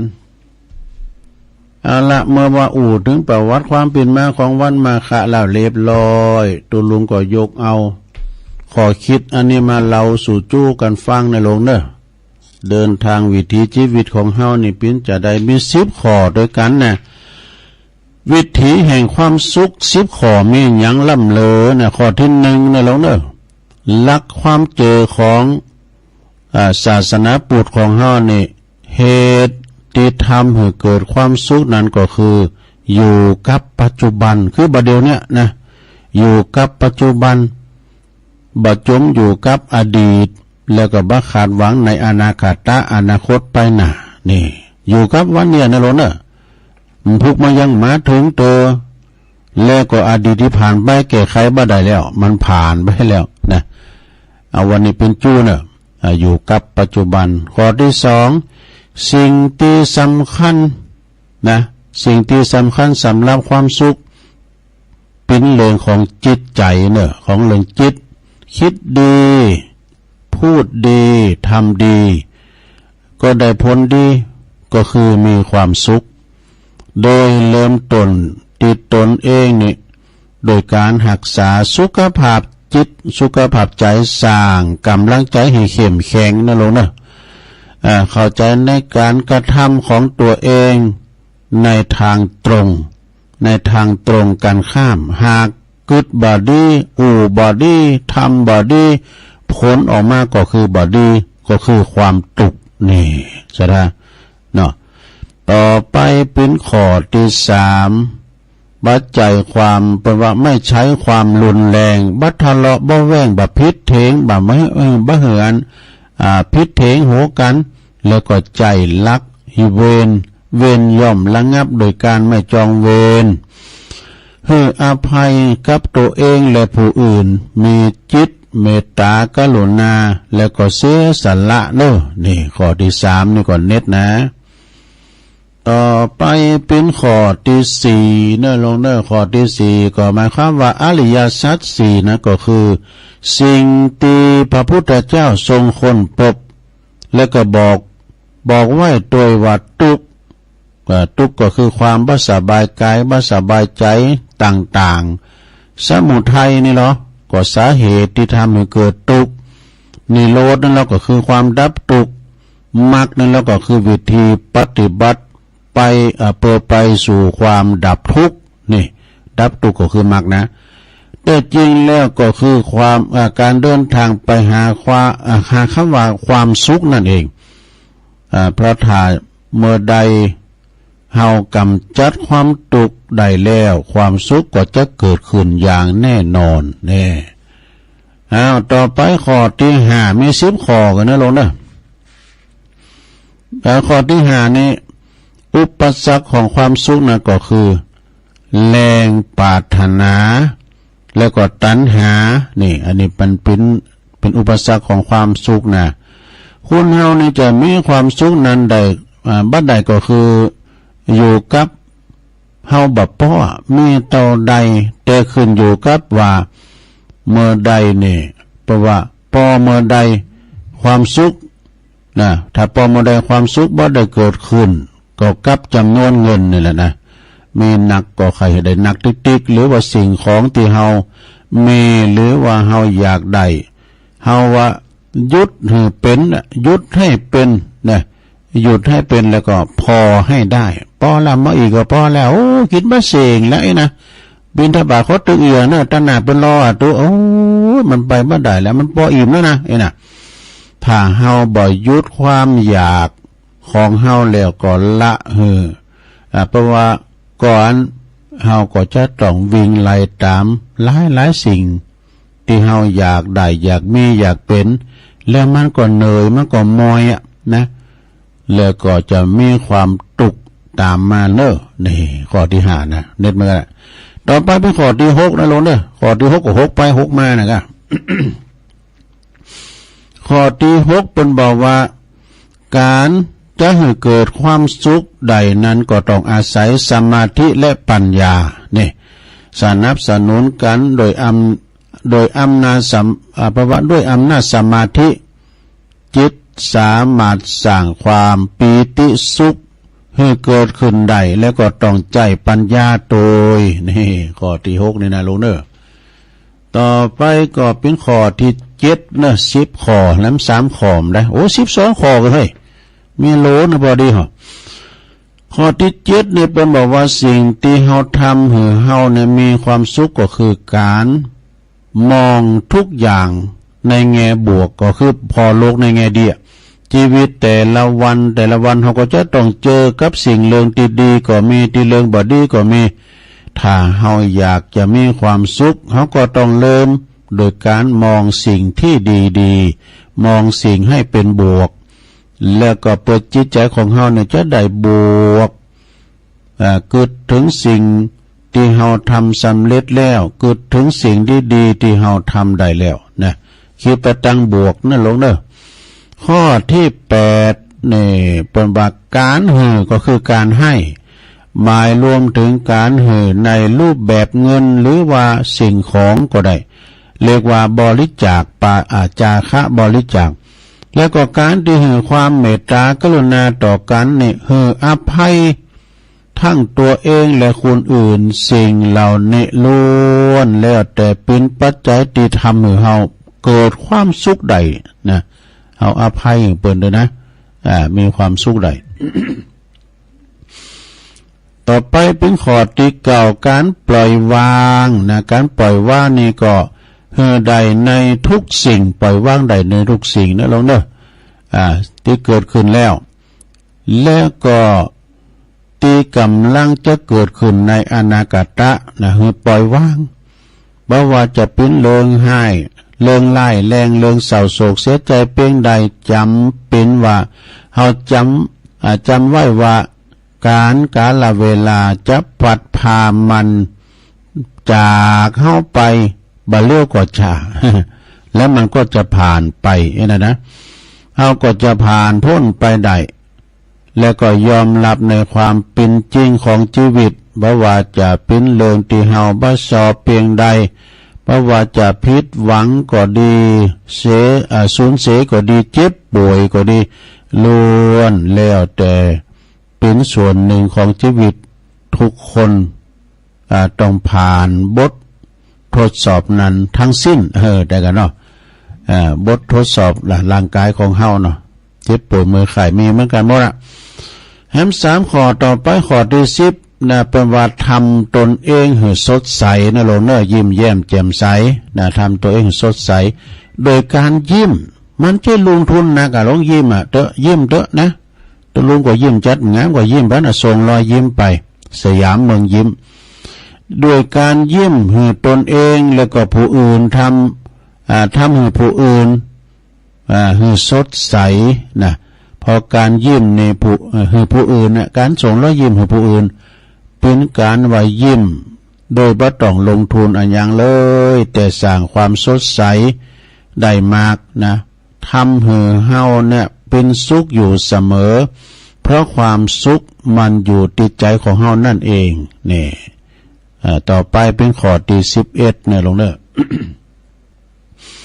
ข้อที่11อย่าโกรธฟุ่มเฟือยเนี่ยก็โคตรเกลียดไปหมดนี่นะฟุ่มเฟือยหมายความว่าอย่างน้อยก็เกลียดอย่างน้อยก็เกลียดโคตรเกลียดนี่นะอย่าโกรธจุกจิกเนี่ยเรื่องจุกจิกก็เอามาเกลียดอย่าโกรธโดยไม่เป็นเวลา อย่าโกรธนานจะเสียสุขภาพกายสุขภาพจิตตัวเนี่ยจะไปโกรธไปเกลียดนะหลงแปลงใจนิ่มปล่อยวางถึงแม้จะฝึกเป็นคนบ่โกรธบ่โกรธบ่เกลียดบ่ได้แต่ฝึกเป็นคนที่บ่โกรธบ่อยนะบ่โกรธบ่อยได้นะจะไปโกรธมันนั่นไปนะเนาะฝึกเป็นผู้ที่รู้จักอภัยให้พองนะจะไปโกรธไปเกลียดนะลองได้โกรธเกลียดเนี่ยการมันใจเห็นเนี่ยนะตำผิดอย่างเดียวนะมันปันเหล็กหน่อยต่อไปเป็นข้อที่12สุดท้ายโลนึงพอดีเนอะวิถีแห่งความสุขนะข้อสุดท้ายเป็นบอกว่าบ่มีไผมีความสุขและความทุกข์นานตลอดทุกนาทีทุกวันทุกสิ่งทุกอย่าง ในโลกล้วนเกิดขึ้นแล้วก็ดับไปนี่ถ้าว่าเฮาตุกความตุกไปความสุขก็เข้ามาความสุขนี้ไปความตุกก็เข้ามาเนี่ยสุขตุกมันอยู่ที่ใจเฮาเนี่ยถ้าเฮาฝึกผ่อนฝึกฝนตนเองหับหูในการเกิดขึ้นแล้วก็ดับไปอย่างชัดเจนภายในจิตใจแล้วความตุกข์ก็จะหมดไปอย่างแน่นอนจบสาธุญาติโยมวิถีชีวิตวิถีแห่งความสุข10อย่างเน้อ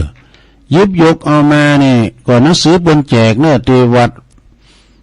วัดฟ้าหลังเนี่ยสวดทันใจสุขทันทีนี่นะเขาทาเหมือนกันเน้อยิบมาหลิมนี่นะโอ้มีคาถาหลายอย่างเน้อคาถาของคาถาสมเด็จโตก็มีคาถากันโรคภัยไข้เจ็บก็มีดูโอ้กรรมถวายต่างๆบทสวดแผ่เมตตาแล้วกรรมขอขมาต่างจิตอธิษฐานโอ้คาถาเงินล้านก็มีเหรอหัวใจผาหงหัวใจอิติปิโสหัวใจพระเจ้า10จาดหัวใจปรมี10ตัดนี่โอ้ขอทานเนี่ยหนังสือนี่นะเปิ้นทำหนังสือมาแจกถวายนะความสุขเกิดขึ้นได้จากการใจสะอาดได้จากเกิดจากจิตที่สงบนี่โอ้ขอทานเนอะมันมีอยู่นะผูกไปมาวาทำเนาะอ้าวจบลงไปเนอะสาธามีบุญมีทุกอย่างถ้าบุญหมดทุกอย่างอันนี้นะสาธาตุลุงก็แล้วเวลาก็ตุลุงจะประกาศข่าวสารงานบุญกันในโรงเนอประกาศข่าวสารงานบุญให้ครูบาอาจารย์ก่อนเนาะบ่ได้เลงนะเมษามาก่อนเนาะมีนายังออกว่ากุมภาย้ำเสียงมันได้เลงได้เบิดกว่าเลงดีๆแต่นี่เอาไว้ธรรมดาก่อนเนาะต่อไปขอประกาศข่าวสารงานบุญก็คือว่าวันนี้ละนาศรัทธาญาติโยมเนาะปล่อยหลงก่อนหลายตีวันนี้วันมาฆบูชาก็มีงานหลายวัดเนาะวัดตีวัดฟ้าหลังนี่ดอยหลอนี่ก็วัดฟ้าหลังเนอะมาตรงกันที่วัดอันเนี่ยวัดแม่ขานหลังถ้ำก็วันเนี่ยนะเพิ่นเตดกันแต่วัดหนองลั่วก็วันเนี่ยเนอะวันเดินหาปิงวันเนี่ยนะก็คือเพิ่นจะมีงานทรงน้ำพระธาตุวัดฟ้าหลังรวมตั้งแต่วันที่22 23 24วันนี้วันสุดท้ายวันนี้จะมีสืบจัดตาโลงเนอะสถานเนอะวันนี้ก็ตึงคณะสงฆ์แล้วก็ตึงชมรมกำนันผู้ใหญ่บ้านองค์การบริหารส่วนตำบลประจะไปสืบจัดตากันกุเปียได้รับเกียรติจากทางในอำเภอจะมาเป็นเกียรติในงานโดยเนาะฉะนั้นก็ไปพระจะไปสืบจัดตาก็เจิญเนอะที่วัดฟ้าหลังวันนี้นะในเมตตาบารมีธรรมอาจารย์พระครูปิยกิจปรีชาที่ปรึกษาเจ้าคณะตำบลดอยหล่อเฮานะที่ปรึกษาเจ้าคณะตำบลดอยหล่อแต่ตุลุงก็ไปถึงวันแล้วก็มันจะนอนนะเพิ่นก็มาส่งปีกวัดก็มาถึงคืนแล้วก็3 ทุ่มไปมาก็ได้รับเพิ่นหน่อยตื่นมาก็มานั่งอู่นั่งจ้าอันนี้ก็วัดฟ้าหลังเนอแล้วก็วัดตาตุ้มกับโคตานเขาวันนี้เนอจะลองปล่อยหลงสุ่มประตูแล้วก็เสนาสนะไปในวัดตาตุ้มในตำบลตาตุ้มอำเภอป่าสร้างในเมตตาธรรมอาจารย์พระครูอาจารวัฒน์วิสุทธิ์แล้วก็ท่านรองจำลงจันทโชโตปหลงทวัฒน์ใจพลเขาเนอขอโทรตังแพทย์ผาสุขใจเลินโดยเนอตุลุงก็หาปากว่าจะไปโอ้เพิ่งว่ามันซุบแตดกั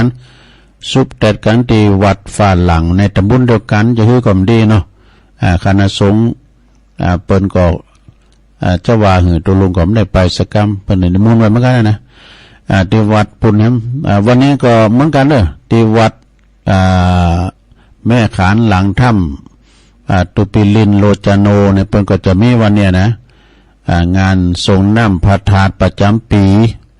และที่วัดหนองลั่วด้วยเนอะวัดหนองลั่วโดยตุปีบอลเนี่ยเปิ้นก็จะมีวันเนี้ยเด้อน้องหลวงนี่ก็เปิ้นทักษิณาธรรมตวาแล้ววันนี้ก็มีสืบจัตตาโลงตัวนะ วันที่24วันนี้ไม่หลายตีปอยหลวงบุญนำเลิกที่วัดดอนจันทร์วัดบ้านเกิดของอาจารย์พระครูอภิวัฒนวิกรมตะลุงผมได้ไปตัวเปินวันนี้หลวงพ่อจะไปดอกแล้วจากงานสืบจัดหา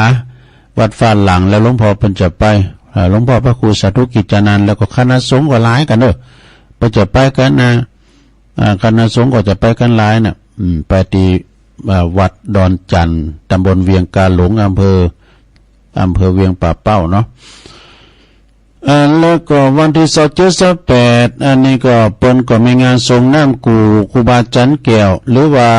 พระครูศรีหธรรมรัตน์ด็อกเตอร์อดีตเจ้าวาดวัดแพะโป่งเนี่ยตำบลเหล่ายาว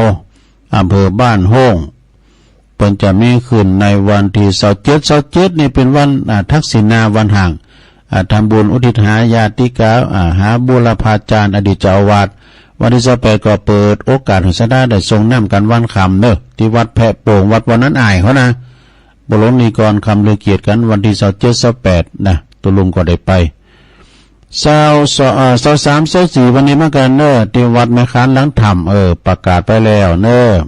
แล้ว25วันพุธนี้บนกอดตอดผ้าป่าอยู่นะสมทบทุนในการสร้างอุโบสถหลังใหม่นะแต่วันพุธนี้ตุลุงได้ไปอยู่กับอาจารย์เชื้อจะมาหับไว้นะเนาะตอนแรงเนาะอันนี้ดอนจันทร์ประกาศไปนะและปอยหลวงจันทร์เกษมนี่อันนี้16-17มีนาเหมือนกันเนอะจะร้องทำบุญจะร้องปอยหลวงกุฏิเสนาสนะวัดถาวรวัตถุวัดต่างๆแล้วก็คือวัดจันทร์เกษมนี่ก็คือวัดเตาไหเฮานี่นะตำบลทุ่งหลวงทองอำเภอแม่วาง16-17มีนาเหมือนกันเนอะนะก็ไปกินไปทานกันอันนี้ก็เป็นวัดดงนิมิตนำดิบน้อยนี่ก็งานทำบุญฉลองปอยหลวงอบรมสมโพธิวิหารทรงไทยแบบล้านนาแล้วก็เป็นสร้างหอทรงน้ำถาดโดยแล้วก็สิงทำ2โตกำแพงแถมปูโตนอนปวดตดจัดระเบียบวัดเรียกว่าจัดภูมิทัศน์วัดด้วยนะวัดดงนิมิตนี่ปุตโตก็มาใหญ่เป็นเมรุวัดกว้างด้วยเปิ้นแปลงขึ้นมาโดยวงเงินถึงหมดถึงเสียงรวมกัน13 ล้านปลายสถามุนนาแกเนี่ยเปิ้นได้ปล่อยหลวงนะปีนี้เปิ้นจะเอาละในระหว่างวันที่15 16 17นะมีนาเดือนหน้านี่เด้อโดยเมตตาธรรมอาจารย์ท่านเจ้าอธิการพิเชษฐ์สิริพัทโทเจ้าคณะตำบลนำดิบเจ้าวัดดงนิมิตนำดิบน้อยตุปีเอ็มเขานะประหลงวัฒนาเขาเนี่ยประหลงโอนเขาก็ไปกินไปต่างกันเนอะวัดดงนิมิตนำดิบน้อยในระหว่างวันที่15 16 17เนอะพอหลวงบ่เดี๋ยวมันจะอึกหนาเนี่ยเป็นตุ่มก๋วยเตี๋ยวนะกินก่อตามนะมาเนี่ยนะวันที่ต่อไปก็งานวันที่1 2 3ก็เดี๋ยวนะวันที่4 มีนาก่อนนะเกิดเจนทำบุญประเพณีสงน้ำประจำปีอธิษฐานของครูบาสุขหรือว่าท่านพระครูบวรสุขบดณวัดป่าสร้างหน่อยตำบลบ้านเป็นนะเอาเป็นจะมีงานวันที่4 มีนาเนอะที่วัดป่าสร้างหน่อยก็สงน้ำกูอธิษฐานของครูบาสุขด้วยนะเมตตอมเปิ้นฝากประกาศมาเด้อ24พุกวันนี้เหมือนกันเนาะนี่โอ้วัดเกตกาลามเนี่ยวันนี้นะวัดเกตกาลามอยู่กลางเวียงเชียงใหม่นี่เปิ้นก็จะมีการปฏิบัติบูชาในวันมาฆบูชาคือปฏิบัติธรรมสวดมนต์ทำวัดเย็นเจริญจิตตภาวนาแล้วก็ฟังเทศน์ฟังธรรมกันเวลา 18.30 6 โมงครึ่งด้วยวันนี้นะไปปักกันที่วัดเกตกาลามนะโดยเมตตาบารมีตามหลวงพ่อพระครูสันติเจติยากรนะไปกินไปทานกันแล้วไปรวมปฏิบัติธรรมปฏิบัติบูชานะแล้วก็อันนี้วัดศรีมหาโพธิ์นี่แหละตุปิเลินนี่แปลว่าฮื้อเนี่ยตุปิเลินเขาบนก็จะมีงานนะงานเขากำลุกขมูลวันพุธนี้เป็นวันสุดท้ายคืนนี้จะมีแข่งบอกไฟด้วยวะนะที่วัดศรีโพธารามตะโพธารามเนาะในวันนี้ไปแข่งบอกไฟกันรางวัลงามนะ รางวัลที่หนึ่งนี่ตะฮือเรื่องแล้วนะโอหลายเนอะสระ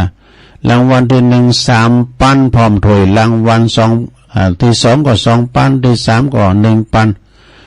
รางวัลชมเชยก็2 รางวัลละ500 บาท ติดต่อสอบถามได้เนอะตี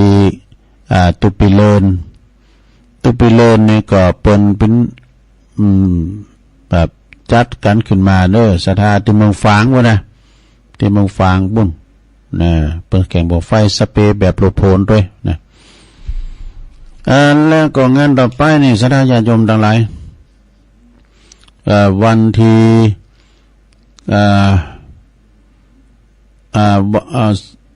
อันนี้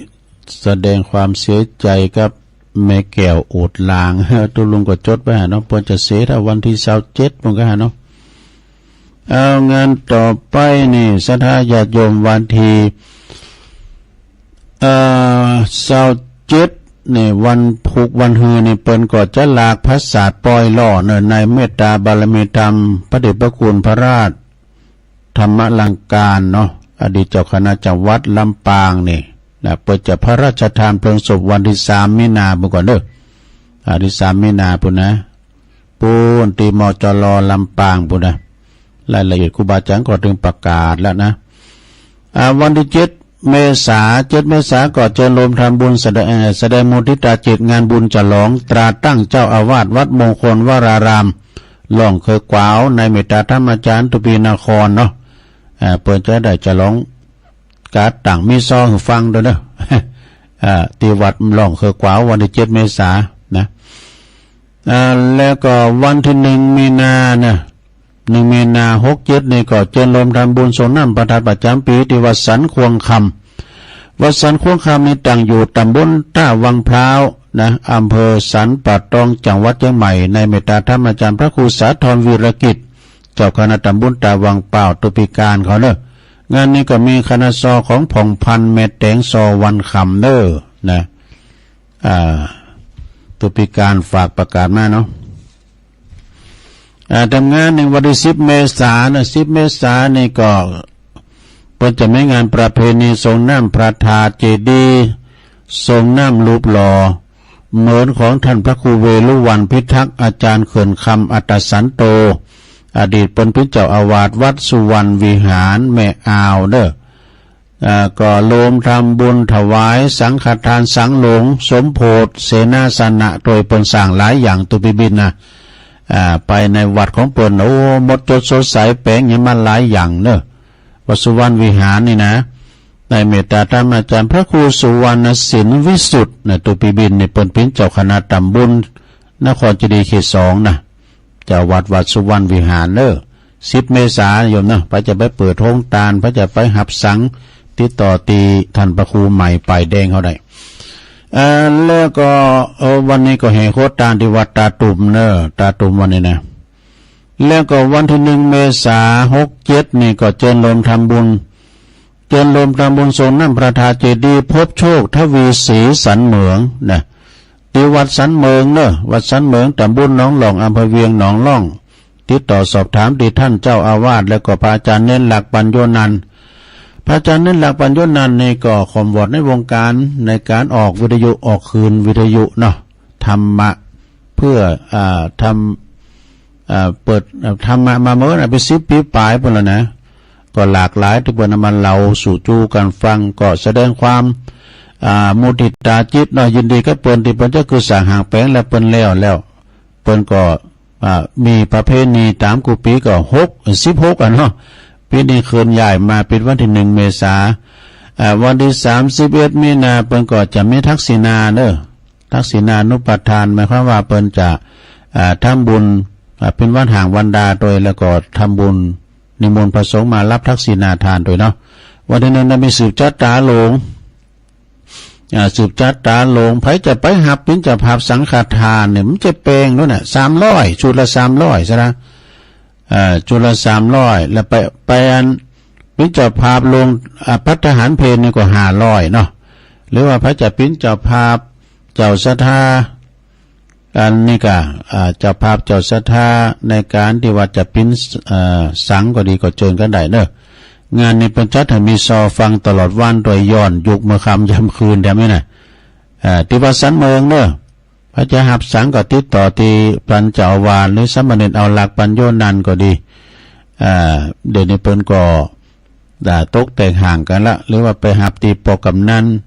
วิวัฒน์ปัญโยยอดก็ดีพอลำติดตัวเนาะ ปอหน่อยปอนั้นประจานลำวัดเนอะ17-18นี่ก็เป็นจะมีการทำพิธีพุทธาภิเษกสวดมนต์ตันนะเสกซ่อมยมยศพระพุทธรูปเจ้าองค์เก่าองค์ใหม่เปิดป่ายศาลาโดยณที่วัดพระธาตุดอยหล่ออำเภอดอยหล่อเขาเนี่ยนะโดยเมตตาธรรมอาจารย์พระอธิการจิตอนาลโยนะเพิ่นก็จะมีการเตดน้ำสวดมนต์เต็นสวดมนต์ตันเนี่ยอาจารย์นับเป็นชั่วโมงเนอะแล้วก็มีพระเถราจารย์นะเพิ่นก็จะมานั่งอธิษฐานจิตนะทั้ง4มุมไปกันนะแล้วก็สวดมนต์ตันวันที่17นี่ก็สวดมนต์ตัน18ก็ไขตาพระเจ้านี่นะ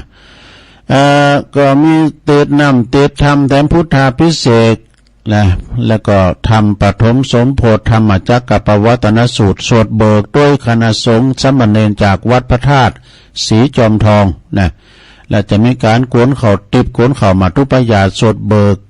และเบิกเนตรโดยตนเจ้านะที่วัดพระธาตุดอยหล่อเนอะ17-18 กุมภาพันธ์นะก็ไปลมกินลมตาลกันเนอะเอางานต่อไปศรัทธาญาติโยมทั้งหลาย1-2-3 มีนาเนอะเปิ้นจะมีงานเปลี่ยนผ่าครองครูบาขาวปีอภิชัยขาวปีติวัดพระพุทธบาทผาหนามอำเภอลีนะ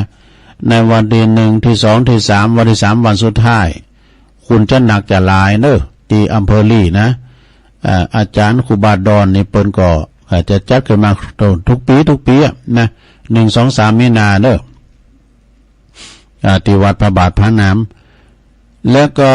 วันที่12 เมษายนก็จะไปลืมเรื่องงานประเพณีวันกตัญญูหลวงปู่ครูบาอินโทนะณที่วัดใหม่หนองหอยตำบลสันติสุข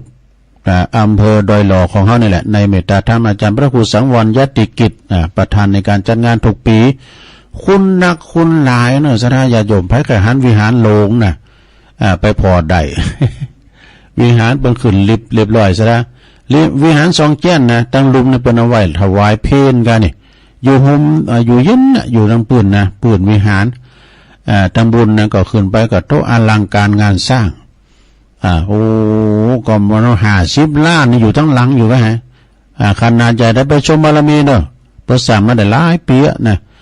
12 เมษายนเนอะไปปะกันที่วัดใหม่หนองหอยงานวันกตัญญูหลวงปู่ครูบาอินโทนะปนันปั้นก่อน แล้วก็18-19 20 เมษายนผลงานปล่อยหลวงเนอะศาลาโฮงโคเสนาสนะภายในวัดช้างเข้าน้อยเหนือในเมตตาธรรมอาจารย์พระบดีกาไพฑูรย์ขันติทโรตุปิทูลเนอะพร้อมด้วยคณะศรัทธาจากข้าน้อยเหนือนี่เพิ่นจะมีปล่อยหลวงเนอะวันที่18-19 20 เมษายนบุญหลังปีใหม่เมืองแล้วก่อนไผจะไปลมกินลมตาลก็เจอเนอะที่หิมนตั้งเนาะนะวัดเปิ้นก็งามตุลุงก็จะไป18-19 20 เมษายนบุญนะงานปล่อยหลวงเนาะอันนี้ว่าไปแล้วเดี๋ยวกันเด้อ อันนี้ก็ศรัทธาญาติโยม17-18 16-17นะ16 มีนาเนี่ยเป็นงานปล่อยหลวงเหมือนกันนะหอไตรแล้วก็เสนาสนะไปในวัดณที่วัดพุทธนิมิตรวัดพุทธนิมิตรนี่ก็อยู่ในอำเภอจอมทองหลายจอมทองพุ่นเนอะในเมตตาบารมีธรรมหลวงปู่ครูบามาเนอะหลวงปู่พระครูอินทยานรังสีครูบามาเนี่ยเป็นที่ปรึกษาเจ้าคณะอำเภอจอมทอง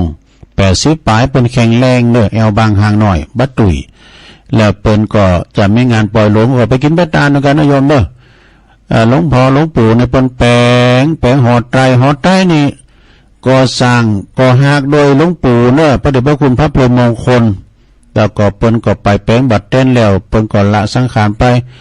หลวงพ่อเขาก็แปลงจนแล้วงามเนอะแล้วก็มีหลายอย่างด้วยนะพอจะปล่อยหลง16ขวดตาลเข่า17ก็เป็นวันตาลเนอะมีนาบุนะเดือนหน้านี่นะไปห่มกินห่มตาลกันเนอะแล้วก็วันที่26กุมภาพันธ์ขอเชิญรวมทำบุญส่งน้ำพระธาตุเจดีย์วัดขามแมดเนอะวัดขามแมดนี่ก็ตำบลโขงเป้าอำเภอจอมทองเหมือนกันตีเตียนเจดีย์เป็นงามสุ่มประตูเป็นงามนะก็เฮาลงไปทางจอมทองอยู่ขวามือนะลงนะเปิดจะมีวันที่26กุมภาพันธ์เนอะในเมตตาธรรมหลวงพ่อพระครูวิมลจันทรังสีเจ้าคณะตำบลโขงเป้าเนอะแล้วก็28-29กุมภาพันธ์ขอเชิญรวมงานส่งน้ำพระพุทธรูปแล้วก็พระบรมธาตุอนุสาวรีย์อดีตเจ้าอาวาสครูบาเฮือนศิริวิชัยโยแล้วก็ครูบาท่านพระครูพิพัฒน์จันทวงศ์เนอะอดีตเจ้าอาวาสวัดสันเจดีย์ลิมปิงอดีตเจ้าคณะตำบลหนองปลาสวายตัวนะฮะและนันทิวัดสันเจดีย์ลิมปิงเนอะตำบลหนองปลาสวายอำเภอบ้านโฮ่งในวันที่28-29โดสินเดินวันนี้นะกุมภาเนี่ยนะในเมตตาธรรมอาจารย์พระครูอินทยานท่านพระครูอินทวันที่พากรเจ้าคณะตำบลหนองปลาสวายเนาะงานนี้จัดมีมหรสพสมโพธิตลอดงานเนอะสถาเดินหาปิงก่อนที่น้องหลูตำบลยางคามประกาศไปแล้วเนอะเพิ่นจะมีส่งน้ำครูบาเจ้าใจมาชายโยอดีตเจ้าวัดหนองลั่วนะแล้วก็มีสืบจัดตาหลงตัวแต่ว่าเนี่ยเปิ้นก็ทักษิณาเนาะวันนี้สืบจัดตาหลงตัวตีวัดหนองลั่วหาพระอาจารย์พงเทพวชิระนันโทตุปิบอนเนอะฝากประกาศมาตัวแล้วก็อันนี้วัดตาจ้างอำเภอแม่วางนี่เพิ่นก็จะมีวันนี้เนอะส่งน้ำพระธาตุประจำปีณที่วัดท่าช้างอำเภอแม่วางนะก็ไปกินไปทานกันเปิ้นก็จะมีขึ้นวันนี้แล้วนะมีหลายวันละนะวันนี้ก็เป็นวันสุดท้ายแม่สุทัศน์ดีมูลฝากประกาศมาแล้วก็23-24มีนาบุญจันทร์นี่ไปดำเดินนึงก็งานประจำปีของวัดสิริมังคลาจารย์เดือน6เพ็งเดือน6เพ็งเนี่ยที่วัดสิริมังคลาจารย์อำเภอโดยหล่อของเขานี่แหละนะท่านพระครูธรรมธรประยวนอภโยเนอประหลวงวัชรพรหมแสนใจเขาทำงานหนึ่งก็ที่วัดดอนน้อยเนอะดอนน้อยนี่ประจำมีงานจะหลงศาลาปฏิบัติธรรมอบรมกรรมฐานแล้วก็อุโบสถมหาอุดด้วยเนอะพร้อมด้วยเสนาสนะภายในวัดดอนน้อยนี่ตำบลแม่แรงอำเภอป่าซางเนอะในระหว่างวันที่8-10มีนาเพิ่นก็นะเพิ่นสร้างอุโบสถมหาอุดก็ดีศาลาปฏิบัติธรรมอบรมกรรมฐานก็ดีศาลาปฏิบัติธรรมมังคลิโกก็ดีนะหลายอย่างรวมยอดแล้วหมดนะ10 ล้านปลายซะละ10 ล้าน1แสนปลายนะแล้วตอนนี้การสร้างก็เป็นบรรลุบุญนางหมดละนะแล้วกันหมดละนะหลายปีสมควรที่จะได้ฉลองกันไปก็ในระหว่างวันที่8-10มีนาเนี่ยไปกินไปทานกันพระครูวิมลสุตตาพรเนี่ยเป็นปิ้นเจ้าคณะตำบลแม่แรงโดยแล้วก็พิจารวัดดอนน้อยเป็นตีหูจักกันงานสัญจรธรรมสัญจรข้ามสารนี่นะเพื่อจะไปเป็นองค์เทศข้ามสารนี่นะโอ้ไปกินไปทานกันเนอะทำงานหนึ่งก็เจิญรวมตำบุญอายุวัฒนมงคล6 รอบ72 ปีแล้วก็พรรษา51นะก็ในเมตตาบารมีธรรมหลวงพ่อพระครูสุจิตานุรักษ์ด็อกเตอร์เจ้าคณะอำเภอฝางในเจ้าอาวาสวัดพระพุทธบาทอุดมเนอะแล้วก็งานฉลองเสนาสนะภายในวัดพระพุทธบาทอุดมตำบลเวียงอำเภอฝางด้วยเนอะเปิ้นก็จะมีขึ้นในวันที่21-22-23เนี่ยนะมีนาบุญเลยสถาแล้วก็ตั้งคณะสงฆ์เฮาคืนสีขาวบัจเจคืนสีขาวก็ตามเปิ้นก็จะไปตั้งตุนกันจะไปธรรมสัญจรกันที่วัดปางป้อยไปนอนนั่นคืนนี้นะเป็นการตกแต่งห่างกันเกี่ยวกับเฮาจะเอาไปมุดิตาก็คือเต็นธรรมาสเต็นนางเตธรรมราคา 60,000 นี่อาจจะไปมุทิตาจิตของหลวงพ่อเฮา ในวันที่20เนอะไปนอนกันที่วัดปางป้อยลูกปางป้อยปฏิวัตินำบ่อสาวาก่อมปอกไก่มเก่านะแล้วก็เฮาก็จะไปตานกันวันที่21เด้อเกมลดเกมคุณกันได้แล้วศรัทธาญาติโยมทั้งหลายไปโลมุติตาจิตในเมตตาบารมีธรรมพระเดชพระคุณหลวงพ่อพระครูสุจิตานุรักษ์ด็อกเตอร์หรือว่าครูบายี่แก้วนะเจ้าคณะอำเภอฝางนะเฮาก็ฟังเปิ้นถึงวัน 7 โมงถึง 8 โมงนี่นะแล้วก็เมื่อค่ำยามคืนก็วันศุกร์ทุกวันศุกร์ก็มาฟังเปิ้นจะพุทธาภิเษกน้ำเปิ้นจะเสกน้ำนะเปิ้นจะออนไลน์สืบชะตากันเนี่ยก็ไปกินไปตานกันเนาะศรัทธาถ้ามันขาดตกบกพร่องอันใดก็ขอสุมาเด้อเนอะศรัทธาเด้อวันที่2นี่ก็ที่วัดพระธาตุดอยน้อยนี่ก็จะไม่งานเนอะศรัทธาเด้อพระเดชพระคุณเจ้าคณะภาค7พระพรหมเสนาบดีพร้อมโดยคณะเจ้าคณะจังหวัดรองจังหวัดเปิ้นจะมามอบตราตั้งเจ้าคณะอำเภอในวันที่2มีนาคมตอนบ่ายบ่เนาะศรัทธาและเกมการเก็บงานก็ได้พัฒนาวัดขนาดเด้อตักตังลายแม่หลงสายฝนจันกุณะน้องผ่าขาวก็ตักมาตังลายบัญชาโดยเนอนวลนิชาวชาติแม่ชีการธนิสายยะจากเว้งป่าเป่าแม่ครูทองคำที่วงคำเสาหินสีบัวบานแม่น้องโดยบรรจงกันทวงนำดิบเนอโดยน่ะแม่การดาสีเน่โดยเนโยมกรกำมลจากหนองหานสันทรายแม่ครูเกษินีแล้วก็บุญทันมาแล้วลื่อหลงหายไปเนี่ยโทรมาพร้อมกันเนอะลื่อหลงเขาบุญแม่สิรินทิบุญเลิศแม่หลงสุมาลังกาพินนะฟังจากปุ่นบันปาหานะโยมกันหาสีเนตรโยมกันหาสีเนตรนี่ก็อยู่กลางเวียงเชียงใหม่ฟังอยู่นะเจ้าแล้วก็โยมจากโบก้างสันกำแปงธรรมะส่องใจนำสายล่างหน้าให้สาธุแม่ครูธัญญานะก็สอนนอจากเชียงใหม่แม่สวยไล่กิติวงศ์พี่น้องนำดิบน้อยเจ้าอธิการวิชาสุจินโนตุพิชาเนื้อวัดปัตตานไวสานะครับเด้อโยมยุพินหอมอาลาปีน้อยฟังจากแม่หยวกเนอะแม่หยวกก็กลางเวียงเชียงใหม่จบในการตักตังลายอันนี้เป็นรูมาดิลองฟังเสียงแล้วท่านได้จ้าเจริญปอนกินแล้วเจ้าโอ้หลวงพ่อกฤษเนาะเย็นเจี๊ยบเลยอาจารย์หลวงพ่อกฤษวันนี้เย็นมากเลยฮะโอ้จะไม่ไหวแม่พวกเขาแย่แล้วตาครับครับผมหลวงพ่อกฤษมาเป็นสายแรก0899555656เจริญปอน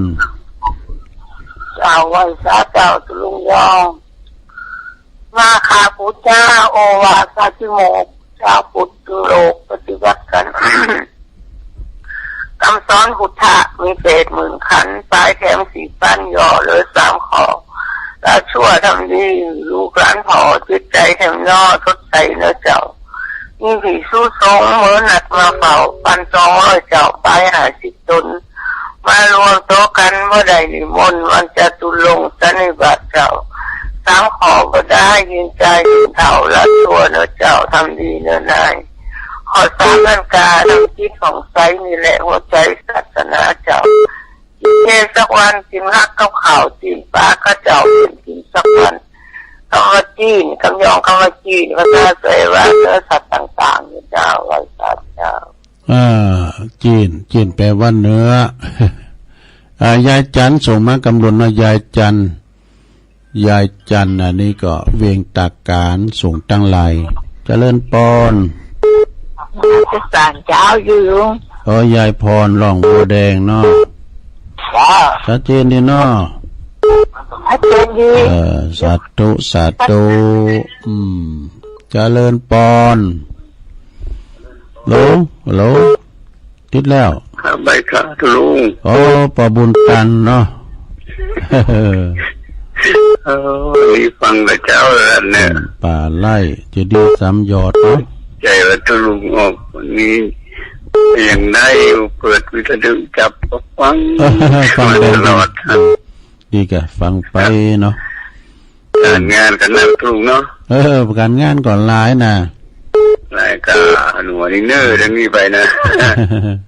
ตรงกันเนี่ยเนาะดีป้าก็ปิดดีเด้ออืมเอากำลังใจนะท่านเนขอบคุณป้าบุญตันเด้อไปตาโทษเขากำซ้ำยอดโมนเจริญปอนไว้สานมัสการโอ้ไว้สาอาจารย์สมเพชรตัวปีครับสงองไปเลยอย่าไปนอนแฮมเลยนิมนต์กันครับเมื่อไรไปดูไปแห่โอ้เมื่อไหร่เตือนครับผมวันนี้ขึ้นประจันหรอประแง่หรอประจันไม่ได้ไปหลวงพ่อจะไปพวกผมก็ได้ไปอย่างนี้หลวงพ่อเพิ่นจะไปตอนบ่ายนะไปถึงคณะสงฆ์เนี่ยกะแล้วผมเนี่ยก็ได้อยู่วัดมันไปคนอยู่ทุกคนได้ฝากพ่อมันไปก็ป่าวันนี้4 ปีแล้วแหละนั่นแหละมันหลายปีนะโอ้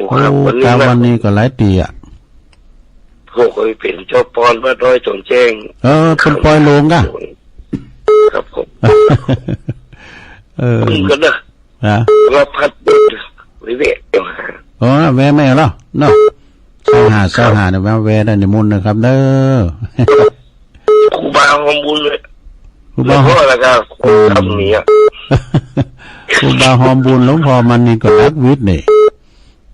ชาบนหนีนั่นทั้งใหม่โปเล่งย่าวันนี้เดี๋ยวผมกินโปเล่งละครับไว้สาครับไว้สาใจความดีใจตัวนะครับครับผมครับไว้สาก็วัดพระธาตุน้อยก็วันที่2 มีนานี่กะเพิ่นจะมามอบตราตั้งเจ้าคณะอำเภอหลวงพ่อเนาะเจริญปอนไว้สาครับตัวลุงฟังดูเลยครับเด้อปอนนั้นประเสริฐเนาะ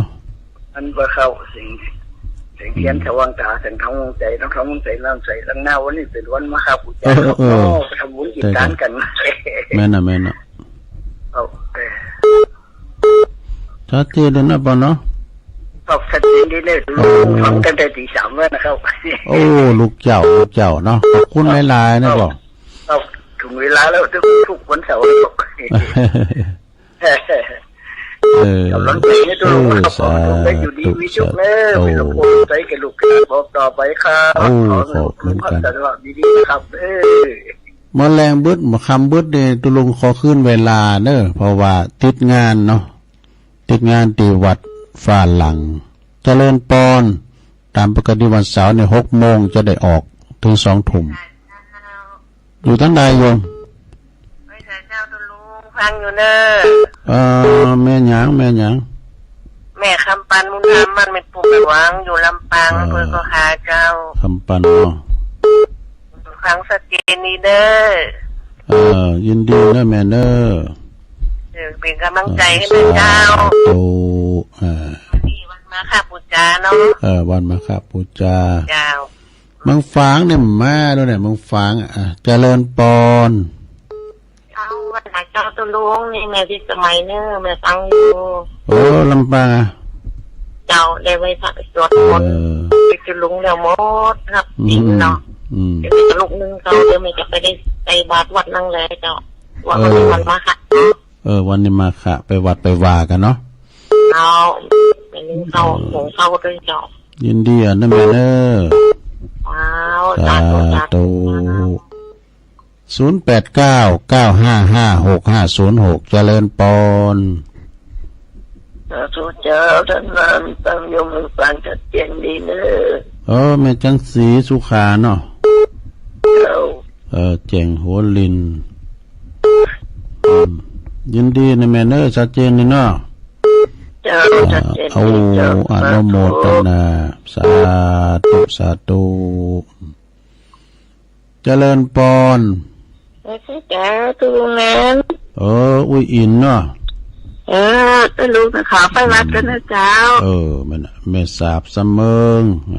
เจ้าไปได้ไปวันจีนวันเดินหาปิงน่ะไปวัดกันนะเจ้าเดินหาปิงเนี่ยเจ้าไปกำลังใจตุลงนี่นะเจ้าตูเสมิงทำสายหนึ่งเนาะเอาเจริญปอนก่อน รีบโกยรีบถอนรีบคายตลาดกะวายสายบัวจะนาว แม่จันสมมณีจักรวันนี้จะได้เข้ากำปฏิบัติธรรมวัดอำเภอแม่อายวัดหลวงพ่อใหญ่เนาะเจ้า5 วัน 4 คืน 5 วันโอ้หลายวันเนาะเจ้าปฏิบัติอันประจำปีเจ้าปีละครั้งอ๋อดีกะดีแม่เนอเลยเวลาหมดพอดีโอ้ขอบคุณนะขอบคุณกูเสียงกูสายไผไม่ได้โทรมาก็ขอสุมาด้วยเนอสุมาด้วยหลวงพ่อกฤษพุทธอุทยานปางโม่ยายน้อยกาดนัดจากบ้านดอนโหลงยายพรหล่องวัวแดงสันกำแพงเจียงใหม่ปบุญตันป่าไร่3 ยอเด้อพระอาจารย์สมเพชรปัญญาโนวัดป่าไผ่บ่อทองไหวสานะครับเด้อ